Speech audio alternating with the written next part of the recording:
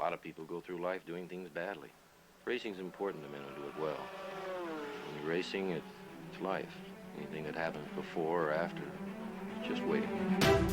Matt Williams got a brilliant start from the third row of the grid. He's gone, he's hit him, he's straight off at the chase. And a half-second lead. Oh, with the sizzling car in the background. He has it. Oh, he's round on the last lap. There's a massive, massive accident. Next to the inside, what a move, what a move.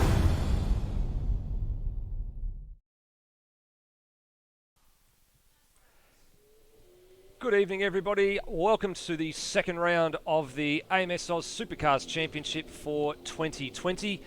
The first race of the season, well, that was a 250k sprint race, and I'm not sure why something has gone a little bit wrong with the graphic there, because that's clearly not the Adelaide 250. It is indeed the Melbourne Twin Sprint. Something has gone a little bit awry, or maybe it's just me. But anyway, we are at Albert Park for two 90k sprint races tonight in a revised sprint race format. The drivers have to check their longer distance mindset at the door, and they have to put their sprint racing hat on, because at times last round it did resemble a bit of a sprint race, especially at the safety car restart. Everybody was ricocheting off each other like a pinball, and on the odd occasion tonight, that's precisely what you just might see. My name is Steve DeVries, back again for another round, and like I said on Tuesday night, like Malcolm Alivari is to the endurance format, this man is to the supercars format, his equivalent. Hans Brunswick, good evening. And it comes full circle, doesn't it, Steve? Good evening, Steve. Good evening to everyone watching, wherever you may be in this fine world of ours. The Melbourne Twin Sprint always manages to turn on some pretty good action. And let's see if we're going to see some pinball action from all these cars bouncing off each other. But got to be careful. You've got to be able to last these two sprint races. And with the progressive grid format, if I can get my words out, progressive grid format, you have to finish the first race in a decent position if you want to have any chance of winning in the second. So going to be interesting to see the progressive grid format. I'm a fan of it. But obviously, it's just a different set of skills. You don't get to, if you have a mechanical failure, then you don't get to qualify again. But I think it's good that way. So maybe a bit of conservatism is in play for the progressive grid format, and also a compulsory pit stop, Steve. Yeah, certainly. It's a little bit of a change of different mindset compared to what we've had previously with the sprint racing from last year, especially. This year, we find ourselves with a qualifying format to start the night. Race 1, we then have a progressive grid going into race 2, and the one element that you just mentioned that we didn't have last year is the compulsory stop, and we'll talk a bit more about that as the night wears on. But for the moment, let's have a little bit of a look at the previous round recap, just to show you what you missed out on if you weren't watching the stream last round. And here it is, highlights of the Adelaide 250. And even though it was the TTR Commodore of Kurt Stenberg on the pole, it was the man in second place who jumped away to the early advantage, getting the whole field cleanly through the opening couple of corners. But that's about as far as it lasted, because down here at turn 4, behind the leaders, chaos started to unfold. Teammates from HDS and Lou Simsport getting into one another there. Steve Burko getting into the back of Termo, who pretty much had nowhere to go, having to check up to avoid the two Lou Simsport cars ahead of him. And here it is with the onboard. You can see just minding his own business, Steve Burko nowhere to go, and ultimately what was deemed a racing incident, and we carried on from that point. Meanwhile, out in front, a little war was being waged. Foley, Stenberg and Devonish all going toe-to-toe for the opening couple of laps.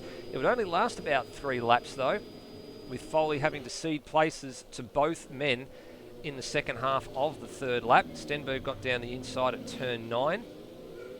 And then Devonish followed suit a few corners later, lined up the pass beautifully out of turn 11 and got the job done down at 14. Just stuck his nose in there at precisely the right time and accelerated away. And then it got a bit interesting. We had a safety car come out at about lap 8, and this is for one of the reasons why. Mitch Hathaway getting around off of turn 9. In actual fact, simultaneously, Termo went around at turn 4 for the second time. So 2 cars sideways.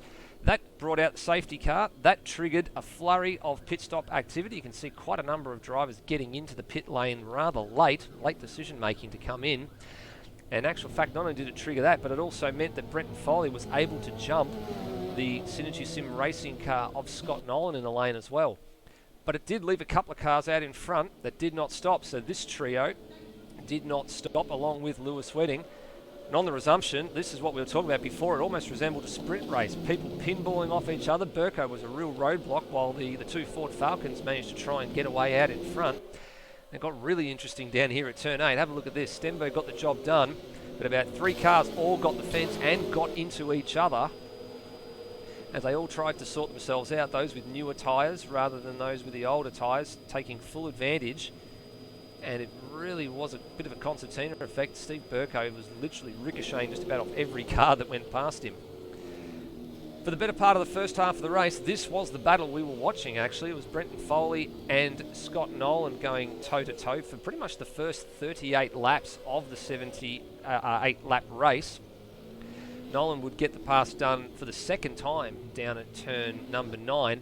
But then mistakes that start to unfold. You can see here a late decision to come into the pit lane and try and undercut Foley resulted in him actually not getting into pit lane cleanly enough. Having a moment there off the turn 11 corner. He wouldn't be the only man to fall victim there. And then, as Hans Brunswick perfectly called it, a late reverse entry, or a beautiful reverse entry into turn number 14 in his pursuit of Brenton Foley.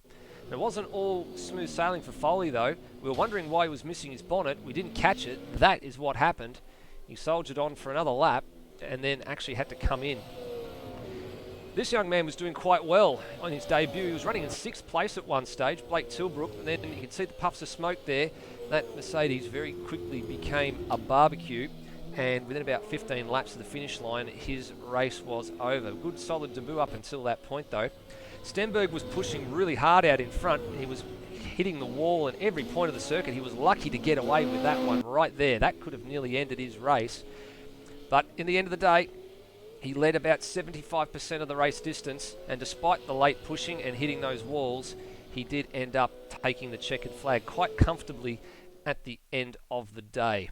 So, top 3 as it stood. Kurt Stenberg with a solid race win from Will Devenish, and Mitchell Hathaway made that 3-stop strategy work as opposed to the 4 stops that befolded most of the eventual race leaders and top podium sitters. So the results out of that race, as I said there, Kurt Stenberg almost 30 seconds clear at the end of the day. A fair way back to Mitch Hathaway at the end of it all, and Brenton Foley, the only other driver, the top 4, the only cars to survive getting lapped. Foley actually came very close to getting lapped and managed to stay on the lead lap, thank goodness for him. Nolan and Wedding were 2 laps down. Lewis actually had to serve a drive-through partway through that race. Turmo and Cam Rutledge, the CRE Motorsport teammates, 7th and 8th. Dwayne Davies driving a Commodore for the very first time, home in 9th.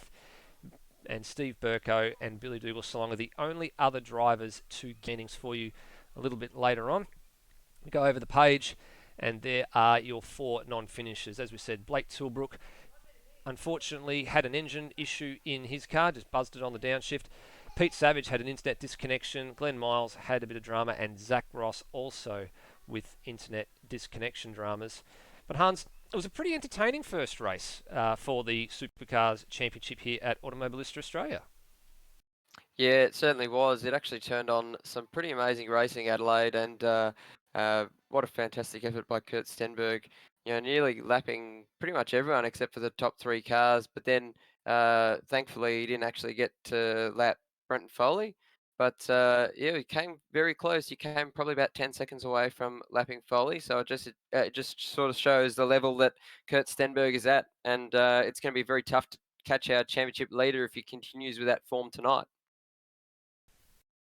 Yeah, that's one of the things I think that a lot of people are worried about. And at the moment, we look at the timing screens just at the back end of practice because it's about to finish up and go into the driver's briefing. And look, Kurt Stenberg is the man at the top, but Will Devenish was giving him a run for his money. And in actual fact, we're just seeing that Mitch Hathaway is starting to throw down the gauntlet a little bit now as well. Now, I would imagine that what we're starting to see are the qualifying runs that are starting to take place, with qualifying to come up in about 5 or so minutes time. So it probably gives us a good opportunity just to have a quick look at those point standings that we just mentioned. So there it is on your screen right there. So of course, for a race win in a longer distance format, you get 300 points. So Kurt Stenberg has the 300 points from the last and only race so far to date at Adelaide. And of course, the top 11 there are the only ones that scored points, with 12th, 13th, 14th, and 15th having not scored anything, having not finishing the race. So Kurt Stenberg's the first man that we have in focus on our driver standings after the first round. And, well, his 2020 campaign's off to a pretty good start, isn't it, Hans? Yeah, you couldn't think of a more perfect start for Kurt Stenberg. He didn't lead from start to finish, but he did get the pole and converted that into a race win and the fastest lap to boot as well. So well done by Kurt Stenberg there. Will Devonish, he gave him a fair run for his money, but just couldn't stick it to him in the end. And Mitch Hathaway for a superb third position, which shows his continuing form at the Adelaide Street Circuit, coming off the win in 1 year ago, in fact. So 1 year ago, Mitch Hathaway got the win aboard a Boost Mobile Holden, I believe, and now in the Loose SimSport Ford Falcon FGX, he's managed to make his debut for Loose SimSport pretty solidly. So Lewis Wedding was a bit of a mover and shaker because he started from rear of grid. He was actually driving a Volvo, so he was driving the Razor Volvo, and so expect Lewis Wedding to, if he gets a good qualifying, he'll be able to jump up the grid further and make his way up the standings. Unfortunate for Turmo, he had a bit of a rough night at Adelaide, and like you said, just nowhere to go, and there was a car in his way. I think it was Steve Burko he actually crashed into, and Turmo, it just didn't go right for him. Turn 4 was a bit of a struggle for him, but let's see Turmo bounce back. He doesn't say much, Turmo. He just lets his driving do the talking. So let's see what he can bring tonight. So pretty interesting championship scenario unfolding already, because Kurt Stenberg, if he continues, he might be running away with this championship. Yeah, well, we kind of hope not, for our sake, that he's going to have at least some competition over the course of the season. We bring up the team's points because that's one thing we didn't reflect on too much last year, was the team standings. And believe it or not, with two cars getting home in a fairly decent position, Mitch Hathaway in third and BDS actually coming home in 11th place, Loose SimSport and Team HDS actually head this championship, Hans. This is probably not something we kind of expected in the night, given that obviously Trans-Tasman Racing for Kurt Stenberg is just a sole operator at the moment. But CRE got two cars home as well, and for CRE Motorsport, and then CRE Race Engineering, which is the other team, the Will Devonish team. A little bit different, but pretty close in the team's championship. And we have a look there, the Loose SimSport HDS Falcons. They've swapped over from the Holdens from last year. And last year's result, they were actually second in the championship behind PBF Race Engineering. So they're not a team to be messed with here. They actually have pretty decent pace. And in actual fact, we look at them right now, they're third and fourth on the timesheets just at the back end of practice as the driver's briefing gets underway. Yeah, going pretty solidly at the moment, BDS and Mitch Hathaway. So Billy Dougal Salonga, we call him BDS all the time because it's just nicer to just shorten the name a little bit. But Team HDS, they're doing pretty solidly. And like you said, they've both got form, having contested a season of AMS Oz Supercars, and I reckon if they do continue going, they might have a teams championship. But they are chased not far behind by CRE Motorsport, and I believe that is it's Will Devonish and Aaron Thomas in that one. So those are the Pro A entries. Then Trans-Tasman Racing and CRE Race Engineering, which is the Pro B CRE team. But pretty solid battle shaping up for the teams championship, because I think we've got a bit more diversity in the teams, and that means that we're going to get a bit more competition in the teams championship. So we should pay attention to this rather than last year where we didn't pay attention to it at all. But it will be interesting to see how the teams championship unfolds, especially with Kurt Stenberg being the sole representative for Trans-Tasman Racing, and if he can get any points to beat some of the two-car teams. Yeah, precisely. That's, I guess, the real focus that we're going to be looking at as the year wears on, is where exactly do the teams championship plays out, because it does determine the pit lane order, which is something that we didn't quite have a real good look at coming into this year, but the teams championship last year did decide who was going to live where and at what time. Now, we're not too far away, ladies and gentlemen, from commencing the qualifying session for the second race of this year.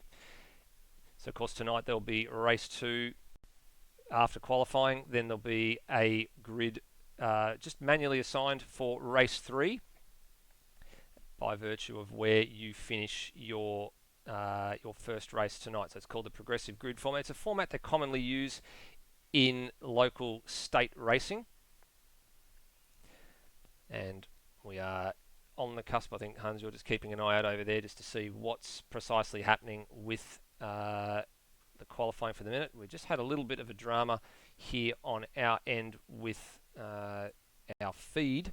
So hopefully we're not too far away from bringing the qualifying. But I think I can see Brenton Foley's already at the bottom end of the pit lane. And it looks like we're just having a few technical hitches, getting pictures to you on the primary machine. So if you can just bear with us for a few moments, we will get that sorted and underway. And we're underway in the qualifying session. So Brenton Foley leads them out, followed by, oh, he actually hit the wall there. He actually hit the wall when he was doing a burnout out of the pit lane. So lost a bit of control there, followed by Kurt Stenberg, Blake Tilbrook, and I just need to check who is in the guest car. Thomas McMillan is in the guest car, actually. So Thomas McMillan driving the Dunlop ZB Commodore. And he's already made his way past Blake Tilbrook, so gets a bit of a clear run there. Now, what's important in this qualifying session is that they all get a bit of space and that they're able to sort of set their best lap times. And we used to be able to see, actually last year, we saw that FCR Motorsport, they would go and have their own little private qualifying session at the end where they would just all come out and set their best time at the end of the session. Whereas right now, Brenton Foley and Kurt Stenberg, they're going hard at it from lap 1. So best way to warm up the tyres, just keep going. And they're certainly doing that to great effect. Bit of a different livery on board Brenton Foley's car. It says it's okay not to be okay, a great cause, being supported by PBF Race Engineering. And he actually lets Kurt Stenberg by a little bit there. So he's on the curve straight into turn 11 and 12. Turn 11 and 12, real action part of the circuit. And you've got to be careful not to cut the track too much because it is very easy there. As we see Thomas McMillan, I see Thomas McMillan rather. He goes off on the exit of turn 12, but he managed to gather it all up. And they're just coming through the final complex now, up to the final chicane, ready to start their first flying lap. So again, we're for flying blind here, Steve. There's no vision. Yeah, just a little bit of a drama with the. Sometimes Automobilista, this is one of the unique things about the sim. It does have a tendency just to do weird things at the one time, and we're slightly less advanced on the setup than a handful of our counterparts when it comes to the qualifying and race sessions, having multiple screens. But at the moment, this is a radio show now. The one thing that has changed with the qualifying format, or two things that have changed with the qualifying format from last year to this year, is last year we had a pair of qualifying sessions for the sprint races. We're obviously now down to one. That's the most obvious change. The second change that probably not a lot of drivers and people are aware of is we did have a 2-lap qualifying run last year. So you actually had 4 laps. You had an out lap, you had the opportunity to do 2 flying laps, and then you had to come in. So this is now changed to a 15-minute session for all drivers. You can set as, actually I think it might even be 10 tonight. I think from Adelaide it was 15, I believe, and now it's a 10-minute session, as we're not too far away from resuming live pitches here. But it is a very unique arrangement, and given that the lap is slightly less than 2 minutes, it's pretty critical that you have that extra time up your sleeve, that you get out on the track and you start putting the lap times down as early as you possibly can. Now, the first drivers that we're seeing out there that are on the march looking to set some times, I believe, will be the car of Kurt Stenberg. And here we are, we have picked him up now. It's not showing a time on our screen for you just now, but here we go as he makes a bit of a lock-up coming now into the second to last corner. And now onto the main straight, pursued by Brenton Foley. Let's see what the opening remarks are from these drivers. A 52.8 from Kurt Stenberg. Foley about a second further adrift. Thomas McMillan actually splits the paired. Not that far off of Kurt Stenberg either. Only 78 thousandths of a second rather off of Stenberg's time after first flying laps. Pretty impressive that Kurt Stenberg has just been able to come right out and set a 52, and Devonish has bettered him actually. So let's see what time Devonish has done. A 1:52.845. So Kurt Stenberg is only 17 thousandths of a second. So that's 1.7 hundredths of a second. Oh, this is not what you want to happen. Here, Rhodey and Cam Rutledge. They're going side by side through the final corner. Turn 16, third gear corner. And Will Devonish is going out for another run again, so we'll see if he's able to better that time. Kurt Stenberg has got the lights on, and he's coming up to the curve straight at the moment. So he's, Brenton Foley, he's gone off the road. He's gone off the road at turn 10. Here he is, he's just gone back to the pits. We'll see if we can get a bit of a look at what happened to Brenton Foley. Now, we do know he likes to push the envelope. Here he is. He's struggling already. Yeah, so this is down, so coming down to turn 9 and 10. Looks like he was a little bit out of control at the chicane prior and locked it up and just ran straight off. Understeer City there, but Kurt Stenberg, he's actually 3/10 up on his, on Will Devonish's quickest time at the moment. So provisional pole may be going to Kurt Stenberg in the near future as he comes up to turn 15 and 16 now. With turn 15, very hard corner to get it right. As I've discovered today, actually, in the simulator at Albert Park. I went to the Grand Prix circuit, which was good fun. And I'll tell you what, these lap times they're doing, they're probably about 8 seconds or so better than... And Kurt Stenberg to the top, 0.235 a second faster with 152.61. And yeah, Steve, my best lap time around here was a 2 minutes flat, 0.62. That actually put me 8th on the list that they had up there for all the Thursday drivers. So I was the best time was 1:57, and clearly Kurt Stenberg class of the field at the moment with 1:52. So I am way, way, way behind. And obviously it's good that I'm sitting here in the commentary box and not racing, Steve. Yeah, I remember having a go in the simulator at Megatrans 2 years ago. The guys from, I think it was Visa Global Logistics, had something up for, and the opportunity to win, I think it was a James Courtney signed jacket, and that was when he was still racing for the whole of the Walkinshaw Andretti United, as it's affectionately known today. And I was, I think I was about the top dozen at the end of the day, but I was clearly not as quick as a number of the other guys. In actual fact, that was on the iRacing platform, which I've never raced in my life, and it was at Bathurst too, which is one of the circuits I'm not all that good at. So much prefer to be behind the mic. Just noticing as well, Phil Boak at the moment currently outpacing his teammate Brenton Foley. Now, of course, we didn't see Phil Boak. Here he is just leaving the lane behind one of the HDS loose sim sport cars. That's the 99 of Salonga that he's in behind. Phil Boak missed the opening race. He's a pretty handy guy, and this is actually someone who led the championship last year for the majority of the year. Pretty much the only turning point for him was when it got to Bathurst, and it all went a bit sour from there. Foley dominated that Bathurst race and ran away with the championship in the end. Yeah, that was really the moment where the momentum started to turn and shift towards Foley's favour. But Phil Boak was ultra consistent in that time up to that point at the Bathurst race.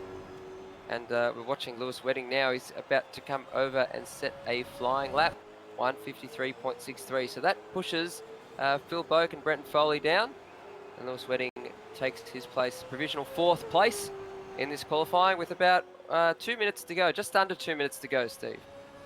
Yeah, not too much longer to go, so Lewis will get another lap. He may get one more if he's fueled for it. Now, if we have a look on our track map on the amsoz.liveraces.com, we're going to try and get an idea of who are going to be the last drivers to cross the line. I get the impression that it's most likely to be Lewis Wedding who will be the last man to get another lap, although there's a CRE Motorsport car there at the edge of the track. I'm not sure if that's Will Devonish or not. That may very well have been. And if that's the case, he's currently provisionally P2 at best, pending any further improvements from people behind. Wedding using all the track and some. pretty tidy through the turn 9 and 10 chicane. Hans, we've been talking about this off air, but this is a circuit where you really need to set yourself up for the corner exits. And this is the prime example down here, the turn 11 and 12 chicane. Lewis will stay left and then open up this corner and try and maximise his speed down this dragway toward turn 13. And in a lot of cases tonight, we're going to be seeing drivers try and maximise their exit. These cars don't turn particularly well if you're trying to turn from such a tight radius and so close to the apex. So you're going to want to be trying to out-drag your opponent to the next corner by setting up yourself off corner exit. 100% there, Steve. I think the name of the game here at this circuit is a late apex. And even into some of the corners where, like at turn 15 was a bit of a trouble spot for me when I had a go in the simulator. And you just have to drive it at 9/10 almost and just get as far to the left of the track as you can for turn 16. Then you go up to third gear and try and run it all the way down the straight. Use all the curve on the exit. And we're watching Blake Tilbrook now go on the Walker straight. And he's missed out. He's missed out just by a couple of seconds on getting another lap. So that's a bit of heartbreak for Blake Tilbrook. Did not time his run perfectly. D2 is the next man who will come across the line and set hopefully his best lap. Does he? He does. He jumps up to P9. So that's pretty handy. Late movement. Oh, there's a car at the very back there. I think that was the Zach Ross car, actually. It was getting very loose off the final corner. Does not improve. Thomas McMillan behind him. Did he improve? I think he may very well have he did actually. He's got ahead of Will Devenish. Only slightly. So about a quarter of a second, he beat his previous, personal best time. So that puts him up into second. And Will Devenish back into third. We're watching Rhodey now. I think he's the last guy on a lap. No, Billy Dougal-Salonga as well in number 99. And he's just making his run up the Walker straight now. Let's see where the clock lands, Steve. Where is it going to land? And a 154, so pretty solid lap, but he doesn't improve. And he stays in 8th. Rhodey is coming over to finish his final flying lap. Yeah, he is. He's currently the last man at the moment, P16. Big improvement, though, must be said, in terms of lap time, but doesn't advance any further. Mitch Hathaway just gets across the line now, stays P7. Now, we're looking for Kurt Stenberg at the moment, so he is on a lap. He doesn't need to continue this lap on. He's actually got the pole because Thomas McMillan has finished. What's he been doing in those couple of sectors is sector 1 is, it's not purple, and I think he's actually been penalised for a track cut sector 2 actually. We've not got a sector 2 time for Kurt Stenberg. So sector 2 of course runs from turn 6 all the way down to the entrance to turn 11. And this is not going to be an improvement on a lap, but in actual fact, it shows that he has an improvement, but we did not receive a Sector 2 time for Kurt Stenberg.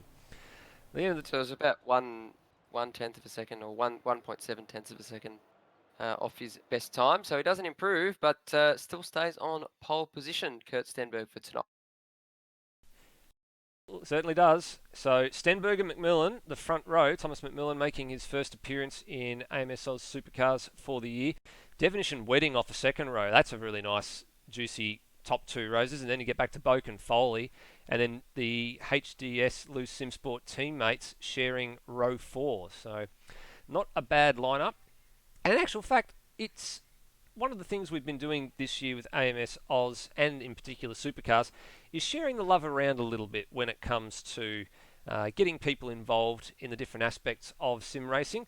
And it's this time around we'll go to last year's opening race winner, Mitch Hathaway, who's switched cars this year. He's gone to the Ford FGX Falcon, and it was his opportunity to take us around Albert Park for a Supercars hot lap, and this one from Helmet Cam.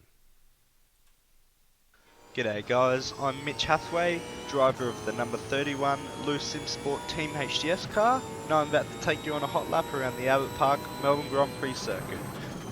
So one of our first heavy braking zones, turn 1, down to 3rd gear, ride a little bit of curb on the inside and keep away from that outside curve there as it is very slippery. Use all the road on the outside as we come into our next heavy braking zone where it's very easy to lock the brakes, down to 2nd gear. Get on the inside curve again, nice and easy on the throttle here, short shift up to 3rd, tap of the brakes and get it through.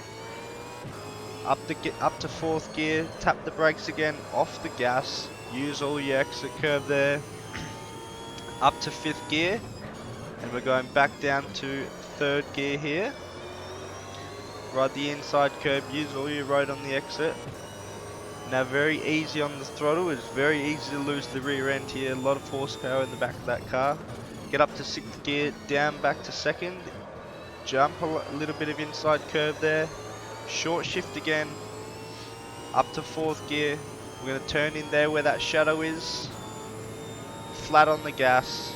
We're going to find our 100-meter braking board, down 2 gears, get nice and close to the wall on the left, ride that inside curb, use all your road on the outside. You really want to nail that corner because it sets you up into this run down here. And if you don't get it right, you're going to lose out a couple of spots. Down to 3rd gear, another heavy braking zone. Easy on the gas up to 4th gear. We're going to tap the brake, let it roll through this one. Use all your road on the outside. 4th gear down to 2nd here. We're going to straight line the car before we get into the braking zone.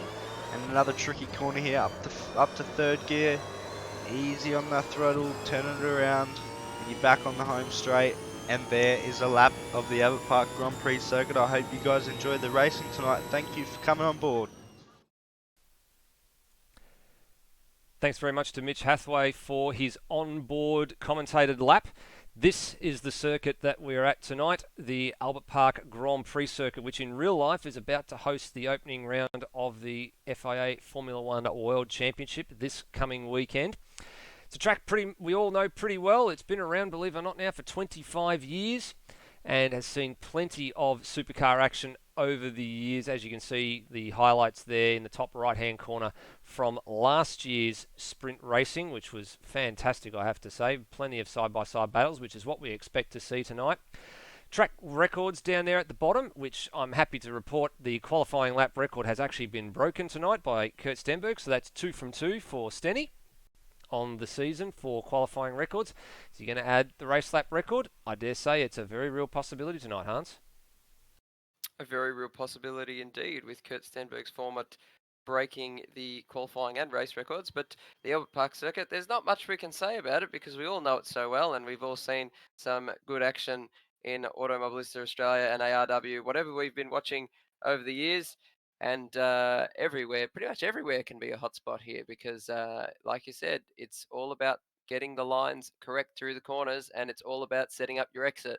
And, the 4 stages of going into a corner, you've got your approach, entry, apex, and exit. You need to sort out the first 3 before you can even think about fixing your exit. So once you sort out the first 3, the exit sort of sorts out itself. And this track is particularly punishing if you don't get those first 3 stages out of 4 right. Spot on. Couldn't have said it any better. And that's also going off of my experience racing here not too long ago in Super 2.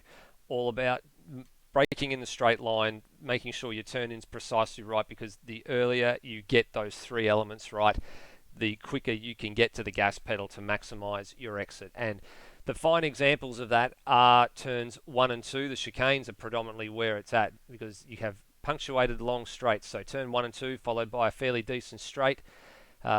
Same with turn 6. You have that long curved right bending straight down to turns 9 and 10. And then again all the way up to turns 11 and 12. The offshoot of 12 is probably one of the best drags of the circuit down to turn 13 at the bottom. And then again setting yourself up out of the final corner for the run up the main straight towards turn 1. So there's plenty of passing opportunities here. But as you can see on the replay here, if you get it all wrong, you run off the road, just like Brenton Foley did right there in top of shot. And you can run too wide through quite a number of corners here, and you need willing participants. So here we go. Here's another example here. This was, I think, the FCR guys and Jamie Snow buying into things, trying to run side by side out of 13 and through 14. And the important thing is if you can hang with your opponent round some of these long sweeping bends, you'll set yourself up nicely for the opposite corners that follow. Yeah, that's right. If you do manage to hang tough on the outside, sometimes you will be able to get down the inside, but you've got to be careful because a lot of these chicane type corners, The first turn, it's actually very tight, deceptively tight. Turn 1 and turn 15 are deceptively tight. You think they're not that tight. You carry a bit too much speed through there. Maybe you're going 80 k's an hour instead of 60, and the car will just wash out wide. Or if you and trail braking is also very important here. So taking a late apex through the early part of the chicane, trying to get yourself on the opposite side of the road for the next part of the chicane, and making your exit as clean as possible. So, and also just don't ask the tire to do too much, because the front tires, the front left tire, I believe, takes a bit of a punishing here. So, with the exception of probably turn 15, the front left tire is crying out in pain a lot of the time. So, if your car's not happy here, you'll feel it straight away. Yeah, you certainly will. And a couple of other elements to come into consideration with this track tonight. There have been a few of the unusual track cuts tidied up from last year to this year. So turn 1 was fairly notorious for it. So you can actually take a little bit of curb at turn 1 now. You get a little bit of air under those right-hand side tyres. Just traverse turn 1 a little bit nicely. Helps the car to turn as well. You hit that curb, it just helps turn the car quite nicely, not too much. And then, as Mitch Hathaway said, you've got to stay off that left-hand side curb at turn 2, because it's very, very slippery, and it'll spit you out the other side if you do that. And hope to God we don't see too many people doing it tonight. And then a couple of other corners that have been tidied up as well. A couple of chicanes were a little bit unusual. And turn 15, the second to last corner, the left hand of that, it's more than a 90-degree bend. Again, as you said, some of these corners are very, very deceptive as to how much turn you actually have to put through a car. It's actually not 90 degrees. You can see it there. It's more like about 110 or 120 degree rotation through that corner. And the problem was, if you actually put two wheels on the curb, which you're legally entitled to do, the game was giving you a track cut. So what we've now set it to is that if you drop two tyres backside of the curb, you end up with a track cut, which is fair to say you're straddling the curb. You're taking the P1SS at that particular point in time. Good to see some of the drivers are following along in the live stream at the moment. Some of the drivers that we haven't seen for a little while. Lee Sanford's in there keeping an eye on things. It's good to see you on board, Lee. Hope to see you back out there soon, mate. I'm not sure what you're up to, but you were here in the very beginning. And I think he's doing a little bit of TCAC racing these days, supporting Dwayne Davies, but pretty much almost resigned to the fact that it's going to be very, very difficult to beat the Trans-Tasman Racing number 47 these days. And Pete Savage and Scott Nolan are out there as well, watching along as well. A couple of them not able to make the race tonight, but we've still got a pretty healthy turnout, similar turnout to what we had last time out in Adelaide. We had 17, I think, qualified. A couple didn't make it for the race. We ended up with 15 in total. So good to see at least along supporting the ride, guys. And we'll hope to see you out there again in a couple of weeks. It's actually, believe it or not, a few, at least about 3 or 4 weeks from here to the next AMS Oz Supercars event, which will be, as we like to call it now, the Symmons Plains Raceway has been given the nickname of Brian Walsh Plains after the native Tasmanian himself. The Brian Walsh Plains, named after the Tassie Tiger, Brian Walsh. And hopefully we see Brian Walsh back soon, because he is in the stream, and I do enjoy watching Walshy race. I do enjoy having a chat to him as well. And Walshy, all the best, mate. Our thoughts are with you, and hopefully we'll see you back as soon as possible, mate. Yeah, he's hoping so. I know there's been a little bit of health trouble down there on the Apple Isle for a little while, but hopefully he will be okay there. Walshy says didn't hear a thing. So, I mean, I heard you, but I think he's having a bit of fun with us there, I think. Walshy, come and see us in the broadcast booth, mate. We'd love to get your thoughts on that. Actually, no, don't. Actually, no, don't do that. Come after the race. Bit of a debrief then. Yeah, it's a bit of a debrief. Just ticking down to the last few minutes of the warm-up session. So we'll rejoin the action for the moment. Only a handful of drivers out there on the circuit. Most of the drivers have parked themselves up in the garage. Who have we got out there at the minute? I've actually only got 4 drivers out. It looks like 5 actually. We've got Thomas McMillan, Phil Boak, and Blake Tilbrook, Rhodey, Lewis Wedding, and Kurt Stenberg. They're the only ones that are out there at the moment. Probably just getting ready, I'd imagine, to practice a pit-in manoeuvre, because, as we said a little bit earlier, pit lane is going to be a frenzy of activity. That will be getting reinforced in the driver's briefing that was held a little while ago to remind everybody, hey, you've got to do a compulsory pit stop tonight. and it's going to be forced upon them primarily because they have to take on fuel. They will not make the end of this 17-lap race without taking on fuel. It was about a 12 or 14-lap race last year, so they just managed to scrape home. Slightly longer format tonight, was 75 kilometres last year, 90-kilometre races today, and from all sprint races this particular year. So a bit of a different thing that we have to consider.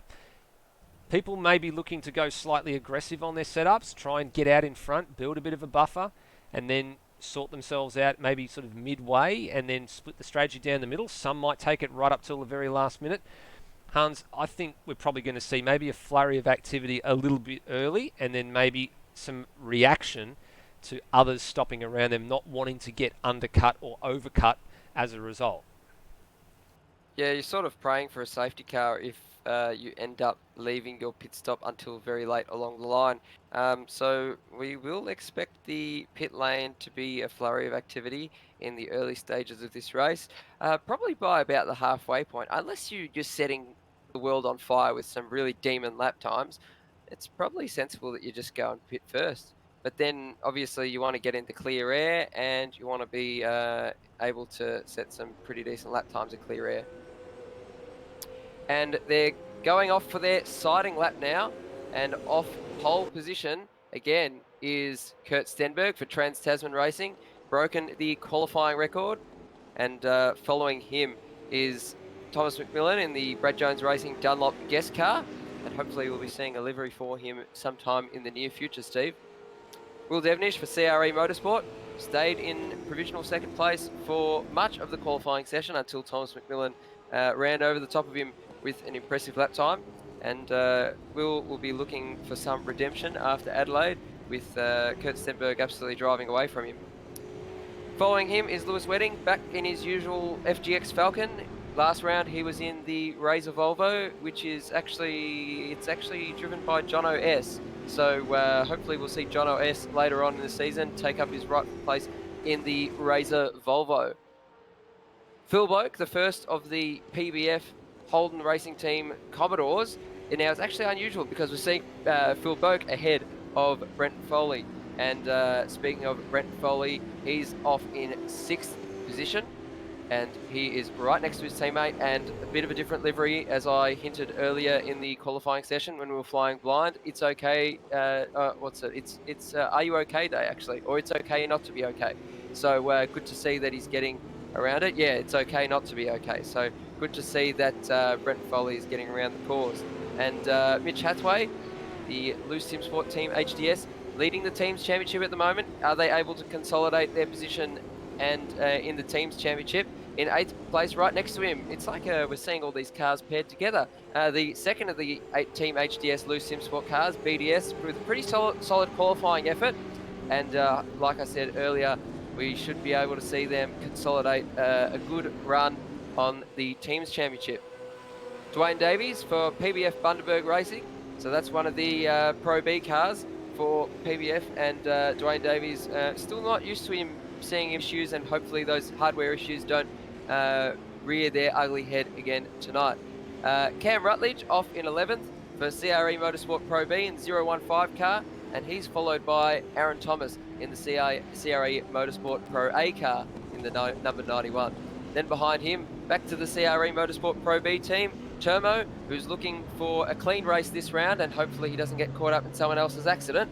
Steve Burko in the beautifully presented BP Ultimate Volvo S60, and rounding out our last row on the grid, row number 8, I believe. Row number 8, Blake Tilbrook for Exion Racing in the Merc, our sole representative for the Mercedes tonight, and Rhodey for PBF Great Northern Racing. Good to see Rhodey back. I caught up with him at the GP today, and I'm hoping he can do some really good lap times. Steve, it's back to you for the start, mate.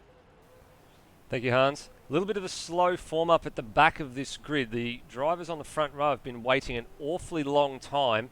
Apologies to those in the stream if it's, or watching the live stream, if it's a little bit choppy. There's a little bit of drama on our end. Hopefully it settles down. When we get to 5 lights, you know what happens. It's time to go sprint racing.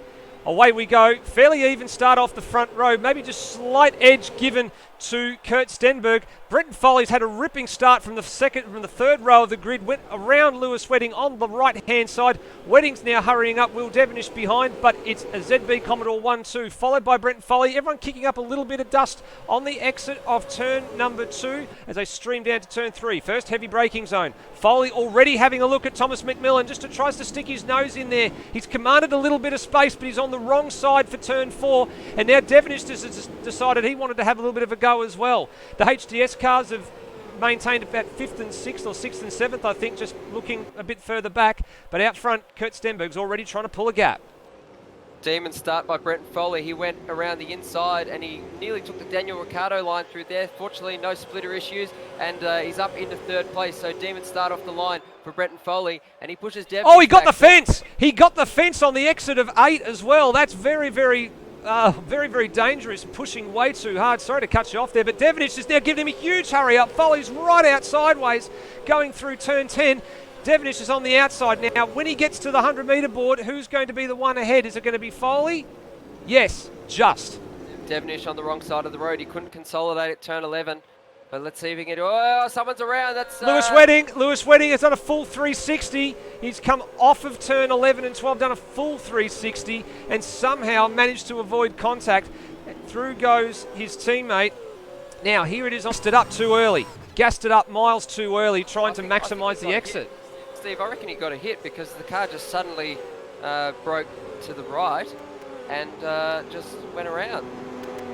I would have to guess that he's been hit.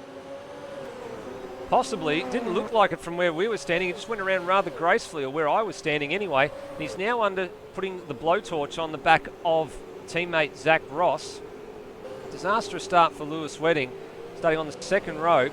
To me, it looked like he maybe just got a little bit, tried to gas it up a little bit too much. Of course, no traction control for Pro A drivers. And now he decides to look at making the move, and actual fact goes down the outside. Zach Ross made it easy at the end of the day for him. Up there, that was pretty average. He won't be happy with that.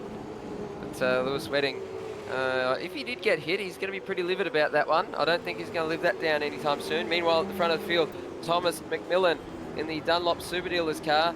He's managing to come up on the back of Kurt Stenberg. He's trying to harass the back of that TTR ZB Commodore. And likewise, Will Devonish harassing the back of Brenton Foley. Yeah, 2 distinct groups have now formed. 1st and 2nd have pretty much Foley taken off. off the road. Foley off the road. So that cedes position to Devonish, I believe. Yes, so Devonish up into 3rd, Mitch Hathaway up into 4th, then Foley back to 5th. So Foley off the road there at, which corner was that? I think that was... So turn 9 Century Cane, here it is. Right. Just outbraked himself, just locked a brake. We saw him do that there in qualifying, just skated across the gravel trap. And yeah, he's going to cedes position there at the end of the day too. That's Mitch Hathaway going through. So very lucky only to lose 2 spots out of all of that. Incidentally, we've got our first DNF of the race. Blake Tilbrook, he's out very early, so sorry to see that. And shocker of a run for Blake Tilbrook. Hopefully we'll see him in the 2nd row. Now, when do we start thinking about the pit stop strategy here? Because this is going to be the end of the 2nd lap.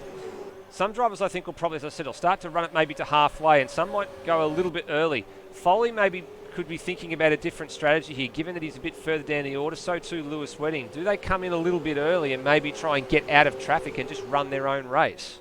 At this point, I would come in early. I would come in at the first available opportunity to top up fuel and then go run all the way to the end.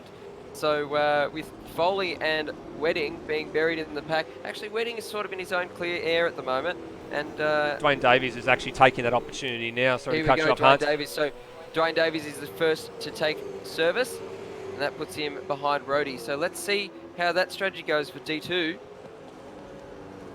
And it's sort of a bit like a carbon copy here, because we've got Hathaway being harassed by Foley, and then we've got BDS being harassed by Phil Boak. So it just looks pretty much identical, doesn't it? Things come in pairs. Yeah, things come in pairs, and this is the leading pair, and they've really kicked away now that Foley had his moment through the grass. They've really got a huge margin on everybody at the minute. They're at least a second a lap faster out in front, and the fact they're in clean air. Oh, McMillan's getting racy. Oh, he thought about it. He thought about it through turn. Yeah, he thought it had a big moment there, big think about it at turn 12, but this is the one where you want to do. You don't want to do it at turn 12. You want to do it down here at 13.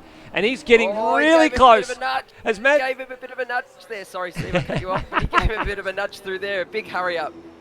Oh yes, Madbird from Apex to turn 1. Let's stay with this battle. McMillan didn't have the best of exits, but the draft will start to kick in late. McMillan actually the quickest lap of the race that time around. Had another think about it at turn 1. Curb is rather nasty to go over, but as we said, we have taken some liberties with track limits. Little lock up for Stenberg, but McMillan's not there to capitalise. And defence is now the order of the day for the number 47 right now. He just moves 2 feet towards the left at the correct moment, and he kicks up a little bit of dirt there. So Thomas McMillan, he's trying to make a move. No, he pulls back into turn 7, and then he's coming up to one of the many curve straights we've got here. Everything's pretty much a curve straight at Albert Park. Here we go, now coming up to the turn 9-10 chicane. Does he make a move? No, not quite. He's not close enough yet. And is he going to make a move into turn 13? Because, you nearly got the wall there, Thomas McMillan. The car just it oversteered, and then he tried to overcorrected a little bit, nearly went into the wall, and now he's fallen back. So that gap has opened up to about 3/4 of a second at the moment, Steve. Oh, Stenberg. Oh, very, very loose there. So this is giving me heart palpitations just watching this. This is showmanship at its best, I think. I think these guys probably know they're getting some coverage, and they're going hammer and tongs. Thank you, Brenton Foley. Yes, you did mention, I did say that a lot. They are going hammer and tongs at the front of the field. Not as close this time, although, big mid-corner moment. Massive mid-corner moment for Thomas McMillan through turn 14, and this is gonna end in tears if it's not careful. That is an angry battle pack right there if ever I saw one. So Kurt Stenberg, he needs to be wise, because otherwise he might be sailing around in a minute. Oh, and McMillan, he's just getting frustrated there. He pulls out and comes back in, and like you said, not taking much curb. They just use just the right amount of curb just to get the car going. And you see here, yeah, so a bit less curb for the other guys as well. Oh, actually both ran wide there. So it shows the importance of taking a late apex, and also shows the importance of just using the curb when you're taking the late apex to straighten up the car a little bit. Here we go, a move now on Mitch Hathaway by Brenton Foley. Is he far enough up? And Mitch Hathaway will have to yield here, but no. And Mitch gave him a little bit back the other way when they hung around the outside. So Foley won't mind that. That's pretty fair, and it falls fair in love and walk. But it's a HDS and PBF together, and then behind them as well. Here's Foley down the inside at turn 9, and he's got to allow a bit of room for Mitch Hathaway, and he does, and they're going to run side by side now. Mitch will have to allow him some room on the outside. This is fantastic racing. Foley's just managed to pull ahead, and he manages to get the job done, so that's a super job by Brenton Foley to get back to P4. Phil Boat now having a look down the inside of Billy Dougal-Salonga down at turn 11, and he gets the job done. A little bit of elbows out, and he managed to get it done. I think Mitch Hathaway, just ahead of him, probably would have got a track violation there as well, just for running straight through the grass. And now that all settles down. Meanwhile, back out in front, it is still on. Thomas McMillan and Kurt Stenberg, they were running side by side just through the exit of turn 12 and then up to turn 13. So that was very wild and willing stuff. And you can just see Thomas McMillan, he's getting very frustrated behind the widest ZB Commodore in the world. Now, we're still not seeing many of the top 8 taking any service at the moment. So Dwayne Davies is the only one so far that looks like has taken any service. Rhodey and Aaron Thomas, you can see on the timing boom there, quite a substantial margin off the lead, but they are yet to take their next lot of services. Oh, Wedding's around again! Wedding's around. He got collected. Oh, he's been cleaned up. He's been cleaned up. That's the second occasion in 2 races we've seen teammates come together. Wow, what on earth happened here? This is very un-Lewis Wedding-like, coming off the race win at the 60 Minutes of Silverstone earlier in the week. What has happened to Lewis? Got on that turn 2 curb, Randy went. So he's clouded the wall and then gone straight ahead. Oh, and tried to avoid the action with Zach Ross. And that is a disaster with a capital D for Loose Sim Sport. I don't know what to say. I've seen this before and it's never quite nice. So That's going to be an interesting debrief at Loose Sim Sport. Look, to be fair there, I don't think there was really anything that Zach Ross could do. He actually wanted to go one direction, saw the car ahead of him move another direction and went back that way. And now I can see on our second screen, Zach Ross is running around without a left front wheel at the moment as well. It's not going to be very good, but Thomas McMillan went nearly close to losing his left front wheel there as he stuck it up the inside of Kurt Stenberg at turn 12, but Stenny is having none of it. And these guys are still yet to stop. So the only two drivers we have in the pits are Tilbrook and Wedding, who are out of this race. Dwayne Davies the only one to have stopped so far. And Hans is very, very quickly cycling through this field to see if he can find anybody that's going to be taking service anytime soon. Devonish is still going through for third. Foley fourth. That battle pack for fourth, fifth, sixth and seventh is still going on. Wow, sprint racing at its best. And worst if you're Lewis Wedding and the Loose Sim Sport team. Yeah, it's probably not too good for them at the moment, but it's really good at the moment for both the PBF and the Team HDS Loose Sim Sport guys. Because right now it's advantage PBF, so the whole tag team thing is working pretty well for them. They're coming up to turn 5 now. Sorry, turn 3. I don't even know what is going on at Albert Park. Well, they're through the second chicane, and Hathaway already having to go defensive on Phil Boak at lap 7 of 17. As we said, slightly longer format. They can run all the way up to about lap 13 or 14 if they want to run the tank down. Now, incidentally, what times is Dwayne Davies doing at the moment? When we have a look at the times that he's been doing since the stop, as we go to our AMS Oz live timing, amsoz.liveraces.com, his lap times have been, actually, he's a 156. He's actually had a track violation in there as well, so it's not particularly good for D2 at the moment. And it looks like Zach Ross has actually made it back to the pit lane, trying to get the move done, but here goes Pass Bo. for the lead. Pass for the lead, Thomas McMillan. He's not quite far enough there, but he's going to be far enough for turn 14. And get it done. Kurt Stenberg will have to yield there. So, he's not No, he going won't. to yield. No, he won't. He's going to go for turn 15. There we go. Oh, Stenberg locks it up. He pushes him wide. Oh, that's a 50-51 there, Steve. That is a very 50-51. While you were watching on the other screen, we were watching Phil Boak manage to get the job done on the Loose Sim Sport car, Mitch Hathaway, but Hathaway's fought it straight back, and it looks like Hathaway's coming in this lap. The teammates are coming in together. This is going to be a disaster. They share a pit boom. Oh no, here we go. Thomas McMillan into the lead of the race. He takes a lot of curb. He goes up on 2 wheels. He's trying to nudge. Oh, Stenberg, he's going to go wide. Kicks up a bit of dirt. It was very sideways then, almost going into the fence. And Stenberg, he takes that position back from Thomas McMillan. He gave him a serve there as well, did Thomas McMillan. This is allowing Will Devonish to close this gap down as they're fighting hard at the front.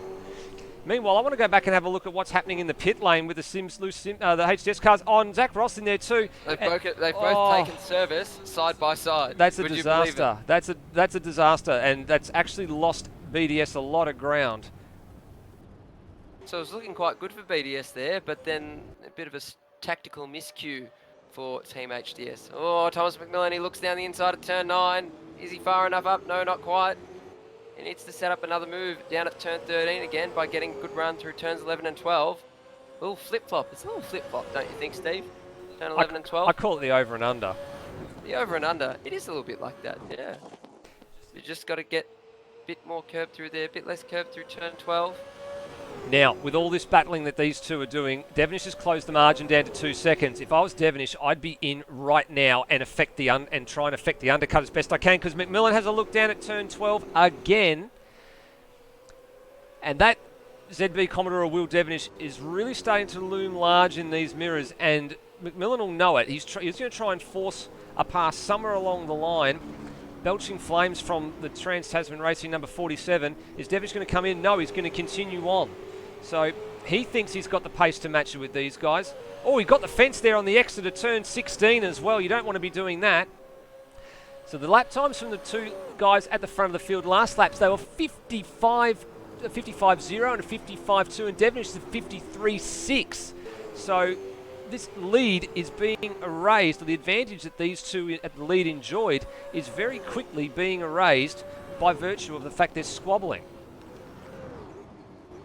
Yeah, it's definitely bringing Devonish back into the battle. So Devonish, he's thinking the Red Sea is parting for him at the moment because they're absolutely tearing each other apart here. And by doing that, they are bringing themselves back into the clutches of the matte black or the matte grey CRE Motorsport Commodore. I'm wondering if these two have realised that they actually need to just stop fighting and get going. I'm not sure if they're in the same chat channel in the Discord, but if they are, they probably need to have just settled down and gone, oi, we're about to get reined in here by Will Devonish. We need to get going. So you're actually seeing that there's a stop here for PBF Race Engineering, or a stop's just taken place. Phil Boken, he's off the road. Phil Boken's off the road. Oh, see, that's what happens when you exit the pit lane. You need to be careful because you're on the very right side of the turn. Oh, that was so close. Oh, man. Zach Ross had a huge sideways slide going through turn 2 as he tried to round up Phil Boke, and he's trying to go the long way around here. Boke's not going to have anything of it. Zach Ross actually looks like he managed to get himself repaired, but he's a lap down, so this is not for position. The man behind him is trying to challenge for position on Phil Boke and Billy Dougal-Salonga, so that dual stop for Loose SimSport HDS has actually cost Salonga position here to Phil Boke. Yeah, I think Zach Ross, he was thinking, oh no, not again, when he was coming out of the exit of turn 2. And they're just coming up to lap Rody now. So Rody, he's been pretty solid so far. He's kept his nose out of trouble. And a bit of a mistake for Devonish, goes a bit wide. Pushing too hard, trying to catch the lead pair at the minute, yeah. So he's still going. Now Brenton Foley's in for a stop. Okay, so our current defending series champion in Automobilista Australia is in for a stop. Now Cam Rutledge may go through and take him here now. Cam is yet to stop. I think just about all the field except for Rutledge and the top 3, I think, have yet to stop. Aaron Thomas I've seen has come in. Actually, he's coming in now. So this will start to cleanse the field back the other way as we settle our voices down for a little bit here. Let's go back to the lead pair. Devonish looks like he's preparing for a stop this lap. McMillan is still chasing. He was so close to hitting the wall. Oh, he was too. He was very, very close to hitting that wall. He's still giving Stenberg the real hurry. Oh, and he got that wall. He got that wall on the exit of 10. And he's about to beat the nose off his car. Just trying to hit the rear of Kurt Stenberg, trying to give him a bit of Morse code. Oh, Kurt Stenberg looking a bit taily there. And, this is a very, very angry battle pack. And Will Devonish is hoping, oh, this is the best seat in the house. I want to get a bit closer to the action. Yeah, I think he does. He doesn't want to get too close, though. I think he's going to be coming in this lap. I think he's going to say, well, I've gotten as far as I can with the tyres that I've got, and I want to get in and sort of sort my fuel situation out, get a new set of rubber, and maybe try and undercut these guys, because I get the impression they're going to be going at it for a little while longer yet, and here comes the number 15. Now, it's important to note the compulsory pit stop, of course, you're going to have to take some fuel on to be able to make it to the end of the race. That's one element. The second element is, do you be precisely right? And Devonish is actually taking tyres. So probably not a bad idea if he can get out into some clean air, which we're expecting is going to come out in 3rd place ahead of Cam Rutledge, I think is probably due to come in for a stop this lap, and indeed he is. So Rutledge is in. Rutledge is in. That confirms all of that. And Foley and Mitch Hathaway are just rounding turn 15 now. So clear track for Will Devonish. This is absolutely perfect for him. I think the only bit of lap traffic he's going to have ahead of him is going to be Rody. So he's quite a while off. And now Devonish can just put his head down and do some quick laps while these guys duke it out in front for, I don't know, how many times have we lost count? They've been doing this for the start of the race? Yeah, since the start of the race, this has been one of the battles to watch. And we'll see what their pace is looking like. The pace has actually come back a little bit. It's actually sped up to about a 153, 153.5, 153.7 for Stenberg and McMillan, respectively. McMillan is looking at the outside, but he's not going to get much done out there unless he can hang tough for the next 2 corners. And nah, he can't. Nah, he missed out. Yeah, so he's backed out of it. Is he going to make a dive into turn 15? No. Stenberg, he just moves 2 feet to the left at the right moment, driving the defensive line. And all fair, didn't have to move it, didn't move it over far enough so as to be affected for a penalty later in the race, but he's been doing quite well there. Although he's had a little mid-corner moment there at turn 1. Does that compromise him down here at 3? Let's see if this is the opportunity McMillan wants. Stenberg's are driving it almost straight down the middle of the road there. And no, they decide to settle down for the turn 3 corner. Let's go back to see what Will Devonish up to now. McMillan looks like he's getting ready for a stop. Devonish is not doing too badly. What is his sector times at the moment? His outlap for sector 1 was what we kind of expected to be. Middle sector was actually pretty decent. It was on par with the drivers that are ahead of him. In actual fact, he was slightly better than Stenberg, but not as quick as Thomas McMillan in that middle sector. And he's done a 2-minute flat on an outlap, so pretty decent. Although took a lot of curb on the left-hand side there at turn 2. So he's really trying to straight line it, trying to maximise maximum purchase as he tries to hunt down this leading pair. Now, given that McMillan is preparing for a stop, I'm wondering whether he's just eased off a little bit here, just in case Stenny decides to come in at the same time. Now, they've only got about 2 more laps worth of fuel this lap and probably 1 more. They did have the formation lap to consider as well. Slightly less of a fuel drop, but they have gone further on this set of tyres. Yeah, Thomas McMillan, the ebb between the two of these cars, the gap between the two of these cars ebbs and flows ever so slightly. It comes back to about 1/10 of a second, a car length, and then all of a sudden it blows out to about half a second. Right now it's hovering about 4/10 of a second, so they're both in. They're shadowing each other. I don't know why. Yeah, no, yeah, both in. Actually, now this is interesting because if you have a look there, McMillan's got the cog above the name, and Stenberg didn't until he got to the line. So I'm wondering whether it's a late call for the pit crew. It's a 40k pit lane speed limit as well. Now Stenberg is looking for his box. I'm wondering if he's trying to configure something here. I'm wondering if he's not quite got his settings the way that he wants them. This will be a telltale sign. Let's see what Devonish is up to, because this is the man we need to see. What sector time is he doing at the minute? His sector 1 time was a lot quicker on that lap than the 2 ahead of him by 0.6 of a second, and he was quicker in sector 2 as well. Now, it's not purple, but this could be a positional gain here. Keep your eye on what's going on in the pit lane. What's happening in the pit lane, Hans? Oh, it's a sandwich at the exit. It's a big sandwich at the exit. Devonish got a front run of speed. Is he going to catch these guys? Is he going to get them by the time they get to turn 1? The answer is no, but he's going to be right on their hammer. Oh, he's going to get him. He's got him around the outside. He's got Thomas McMillan. Great job by Will Devonish. Got it done on warm tyres. Now he's got to get the job done on Kurt Stenberg, and he's managed to get it done. Great outlap and great driving from the pit stop. Now he's got to hang on for 5 laps. Game on, fellas. Game on.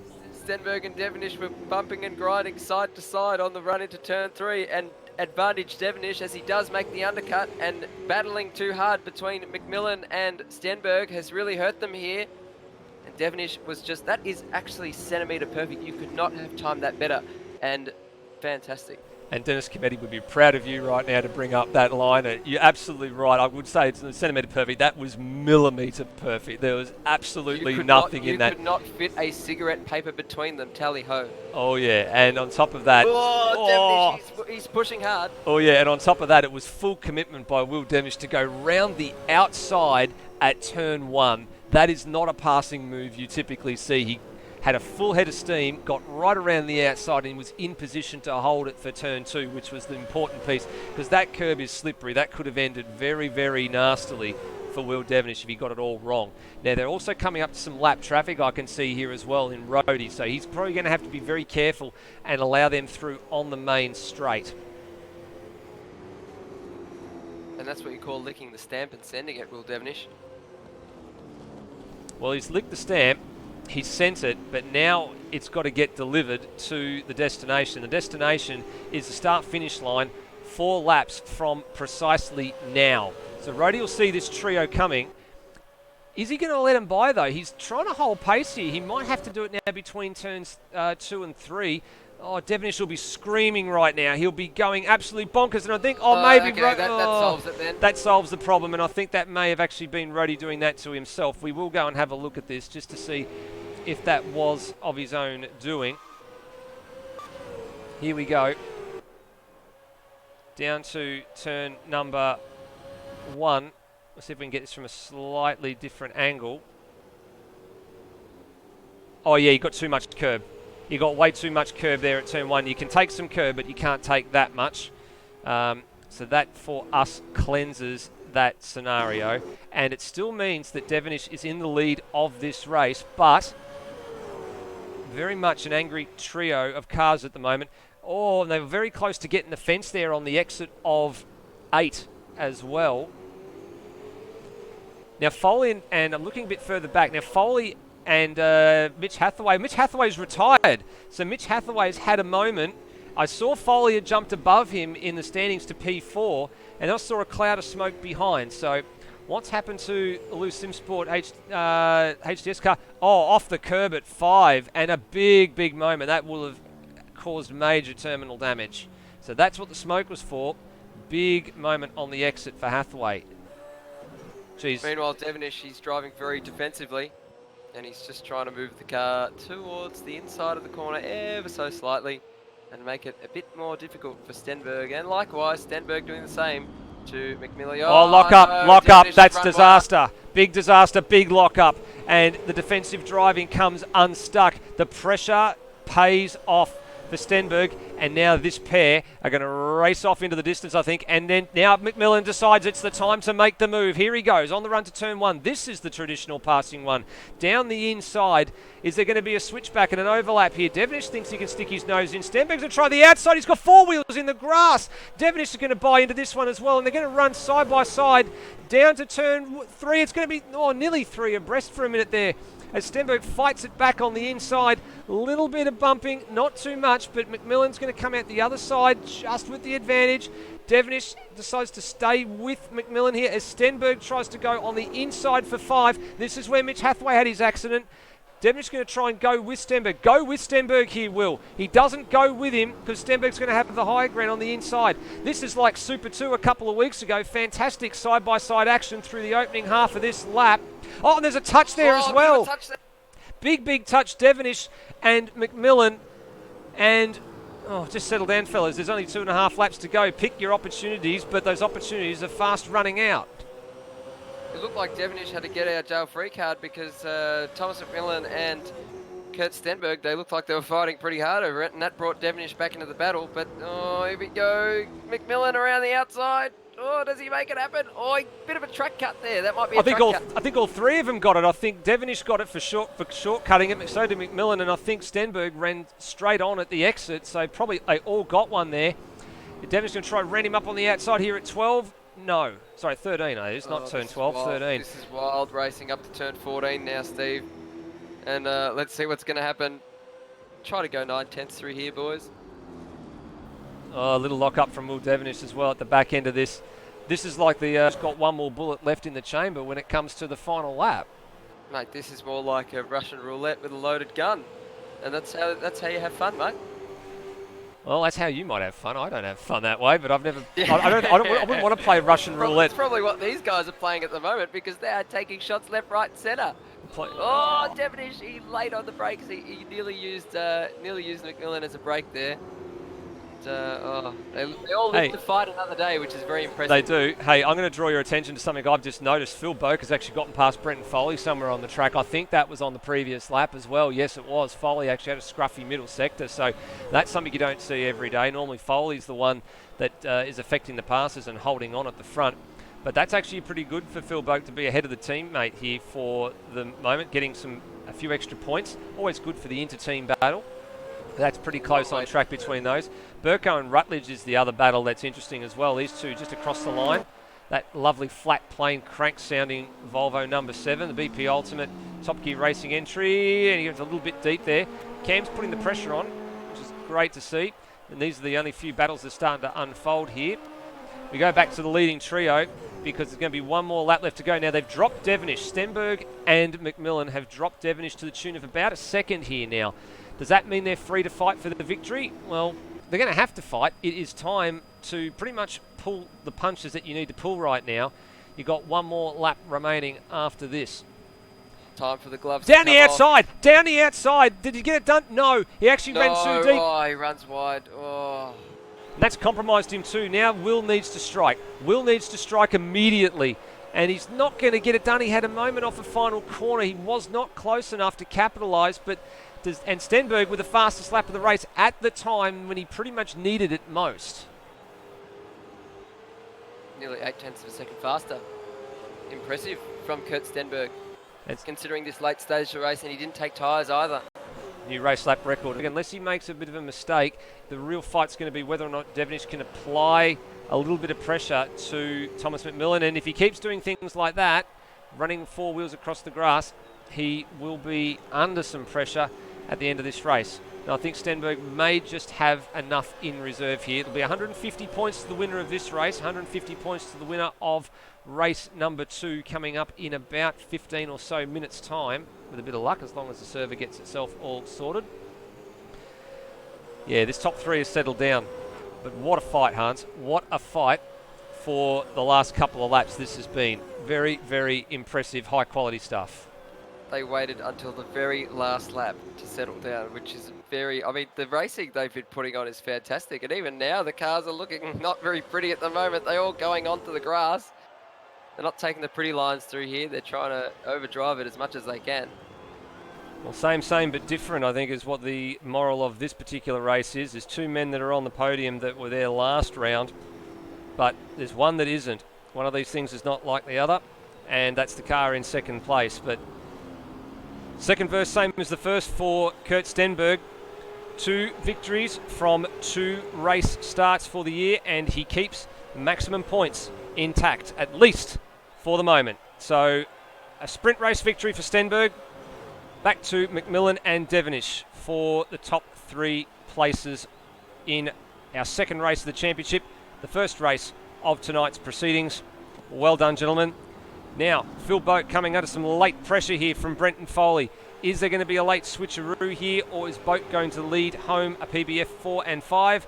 No, off the final corner, he's going to hold off the reigning champ.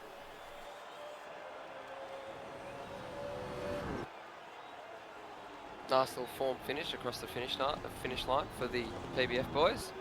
4th and 5th, solid effort. BDS, he recovers from a pretty disastrous pit stop to come up to 6th.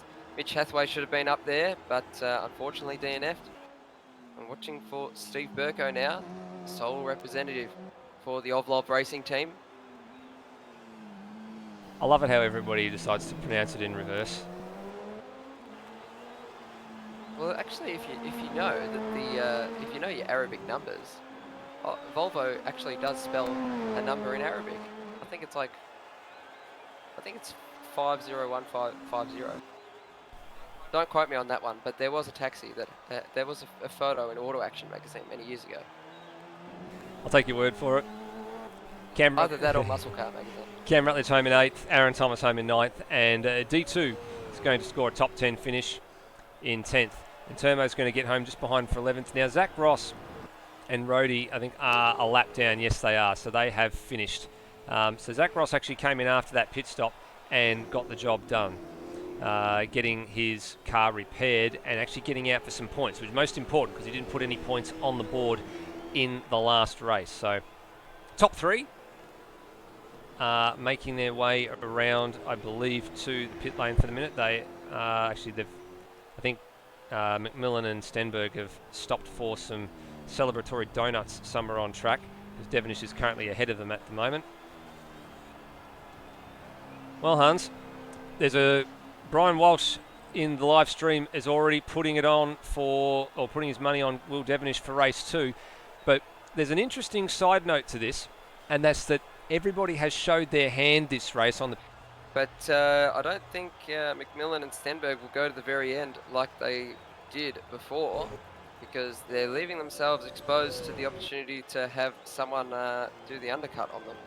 So they've been wised up to that. I would say they narrowly dodged that bullet from Will Devenish. If it wasn't for him making a mistake down at turn 15, we wouldn't be saying, oh, Kurt Stenberg, 3 from 3. He got the pole position and the qualifying lap record and the race lap record, and now he's got the race win.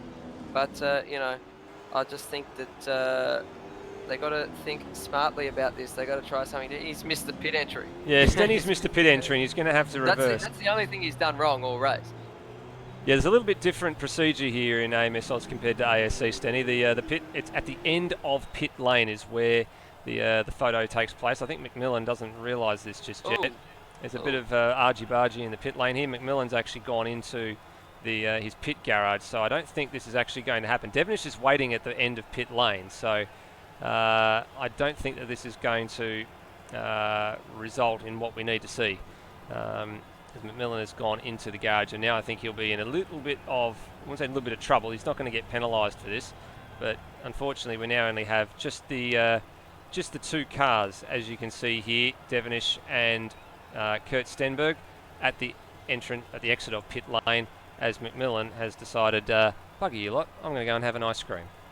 I believe Thomas McMillan, he's going to get a fine of $2,000 and he's going to be sentenced to community service from AMS Oz Supercars due to missing out on the photo opportunity. He knows what time it is and he knows that we have to go and do that. So it's going to be some $2,000 and community service for Thomas McMillan. Just kidding. We're not sad sacks like Cams or anything. No, I didn't say that.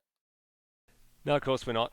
And we have, well, I'm not sure if we're going to get all the drivers up here for an interview this time around. Well, at least we've got Will Devonish here. But Will, your strategy has sort of been shown that particular race, and fantastic move around the outside at turn 1 and on the run down to 3 to grab both the leaders who obviously were fighting and squabbling, brought you back into contention there. But you just couldn't quite hold on.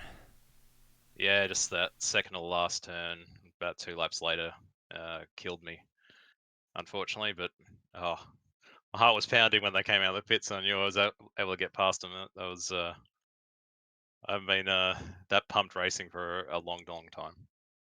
Now, Will, tell us what you were thinking when you thought, hang on a second, I can probably split these two, go around the outside of turn. Now, tell me, what were you thinking, and can I have some? I think I think the same thing every time something like that comes up. The doors open a little, you have to run through it. Take the That's opportunity. that is words to live by. If the door's a little bit open, you run through it. Take the opportunity. Will Devonish, congratulations on a hard-fought third place. But we should have seen you up there further if it wasn't for a mistake. But well done. Yeah, next time. Thanks, guys.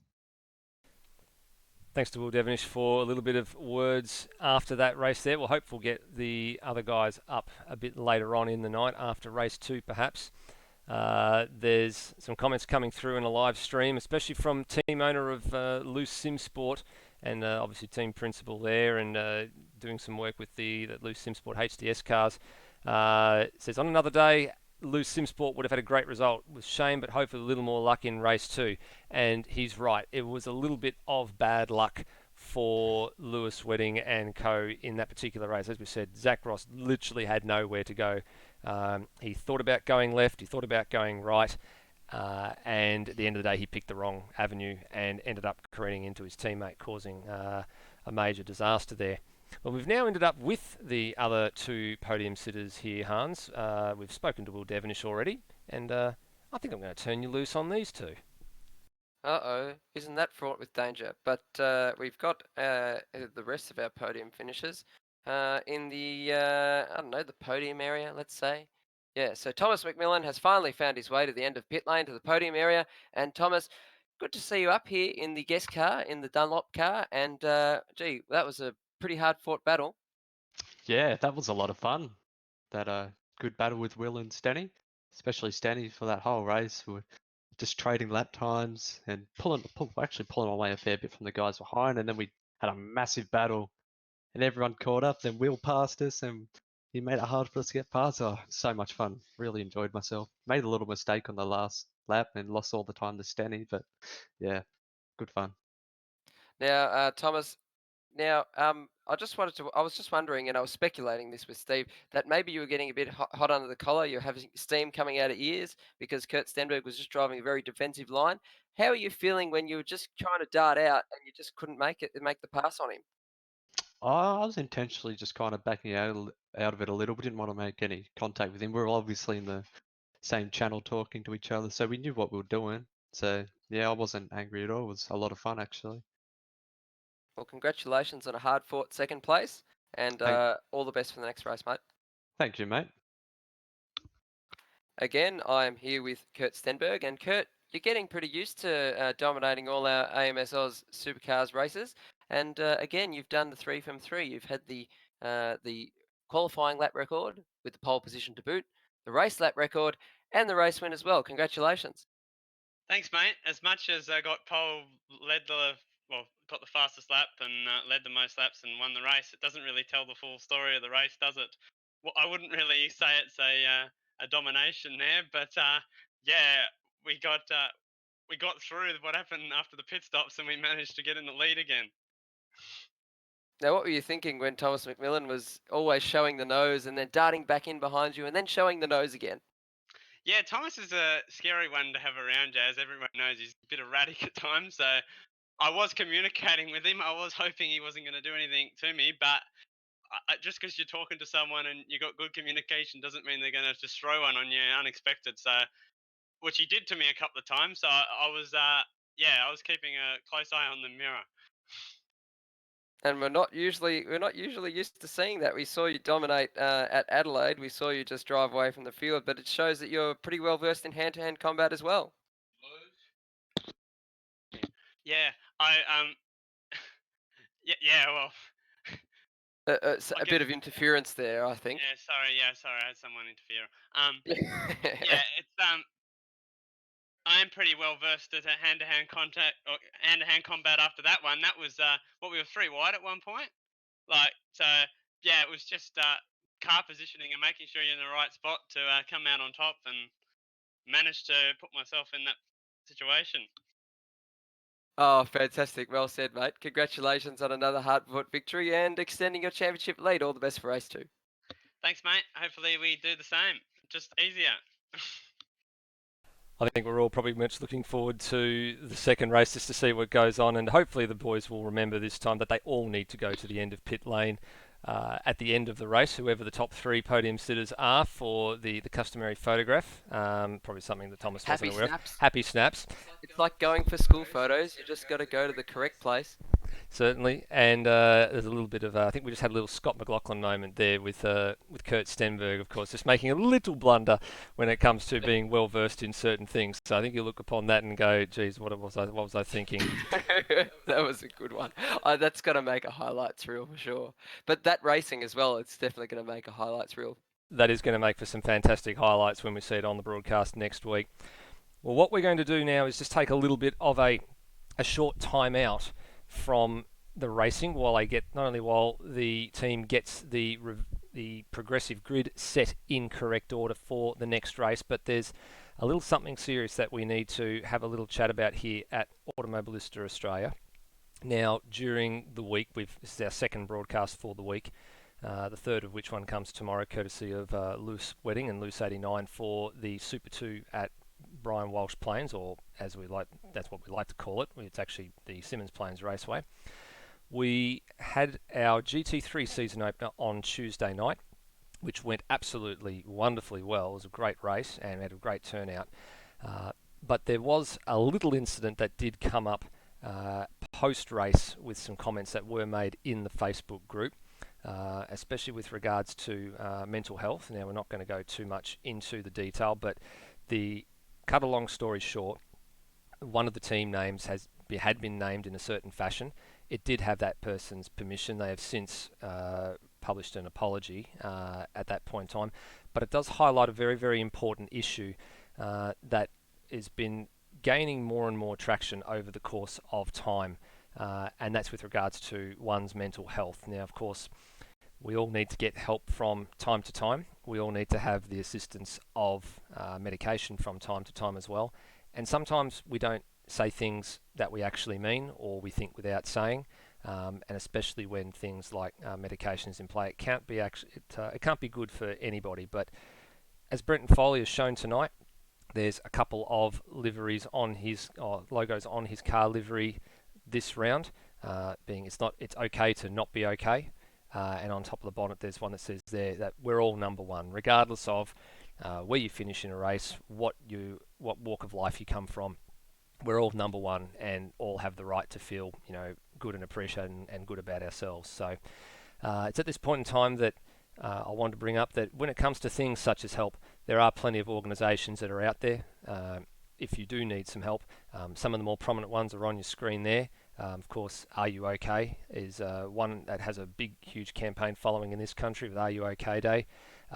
Organisations like Headspace and Beyond Blue are always there, and in the case of Beyond Blue, they actually have a 24-hour, 7-day-a-week helpline there as well. So, and with online chat as well, 7 days a week between those hours. So, if you ever feel the need that you need somebody to talk to, or you need to get a little bit of help for your own mental peace of mind, because sometimes we all need a little someone to talk to, please go and seek the help that you need to get. It's not good to have people out of commission because they're not in the right mental health space, and as admins of the group, we're here to help as best we can to deliver a really good racing experience for the guys that want to come each and every week in every race that we put on. So as much as we can help, there are some times where it needs to be a little bit more than that. So in light of what happened earlier this week, we just want to say that it's okay to feel the way people do, and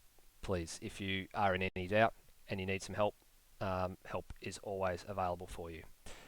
We'll take a short break and we'll be back in a few short moments.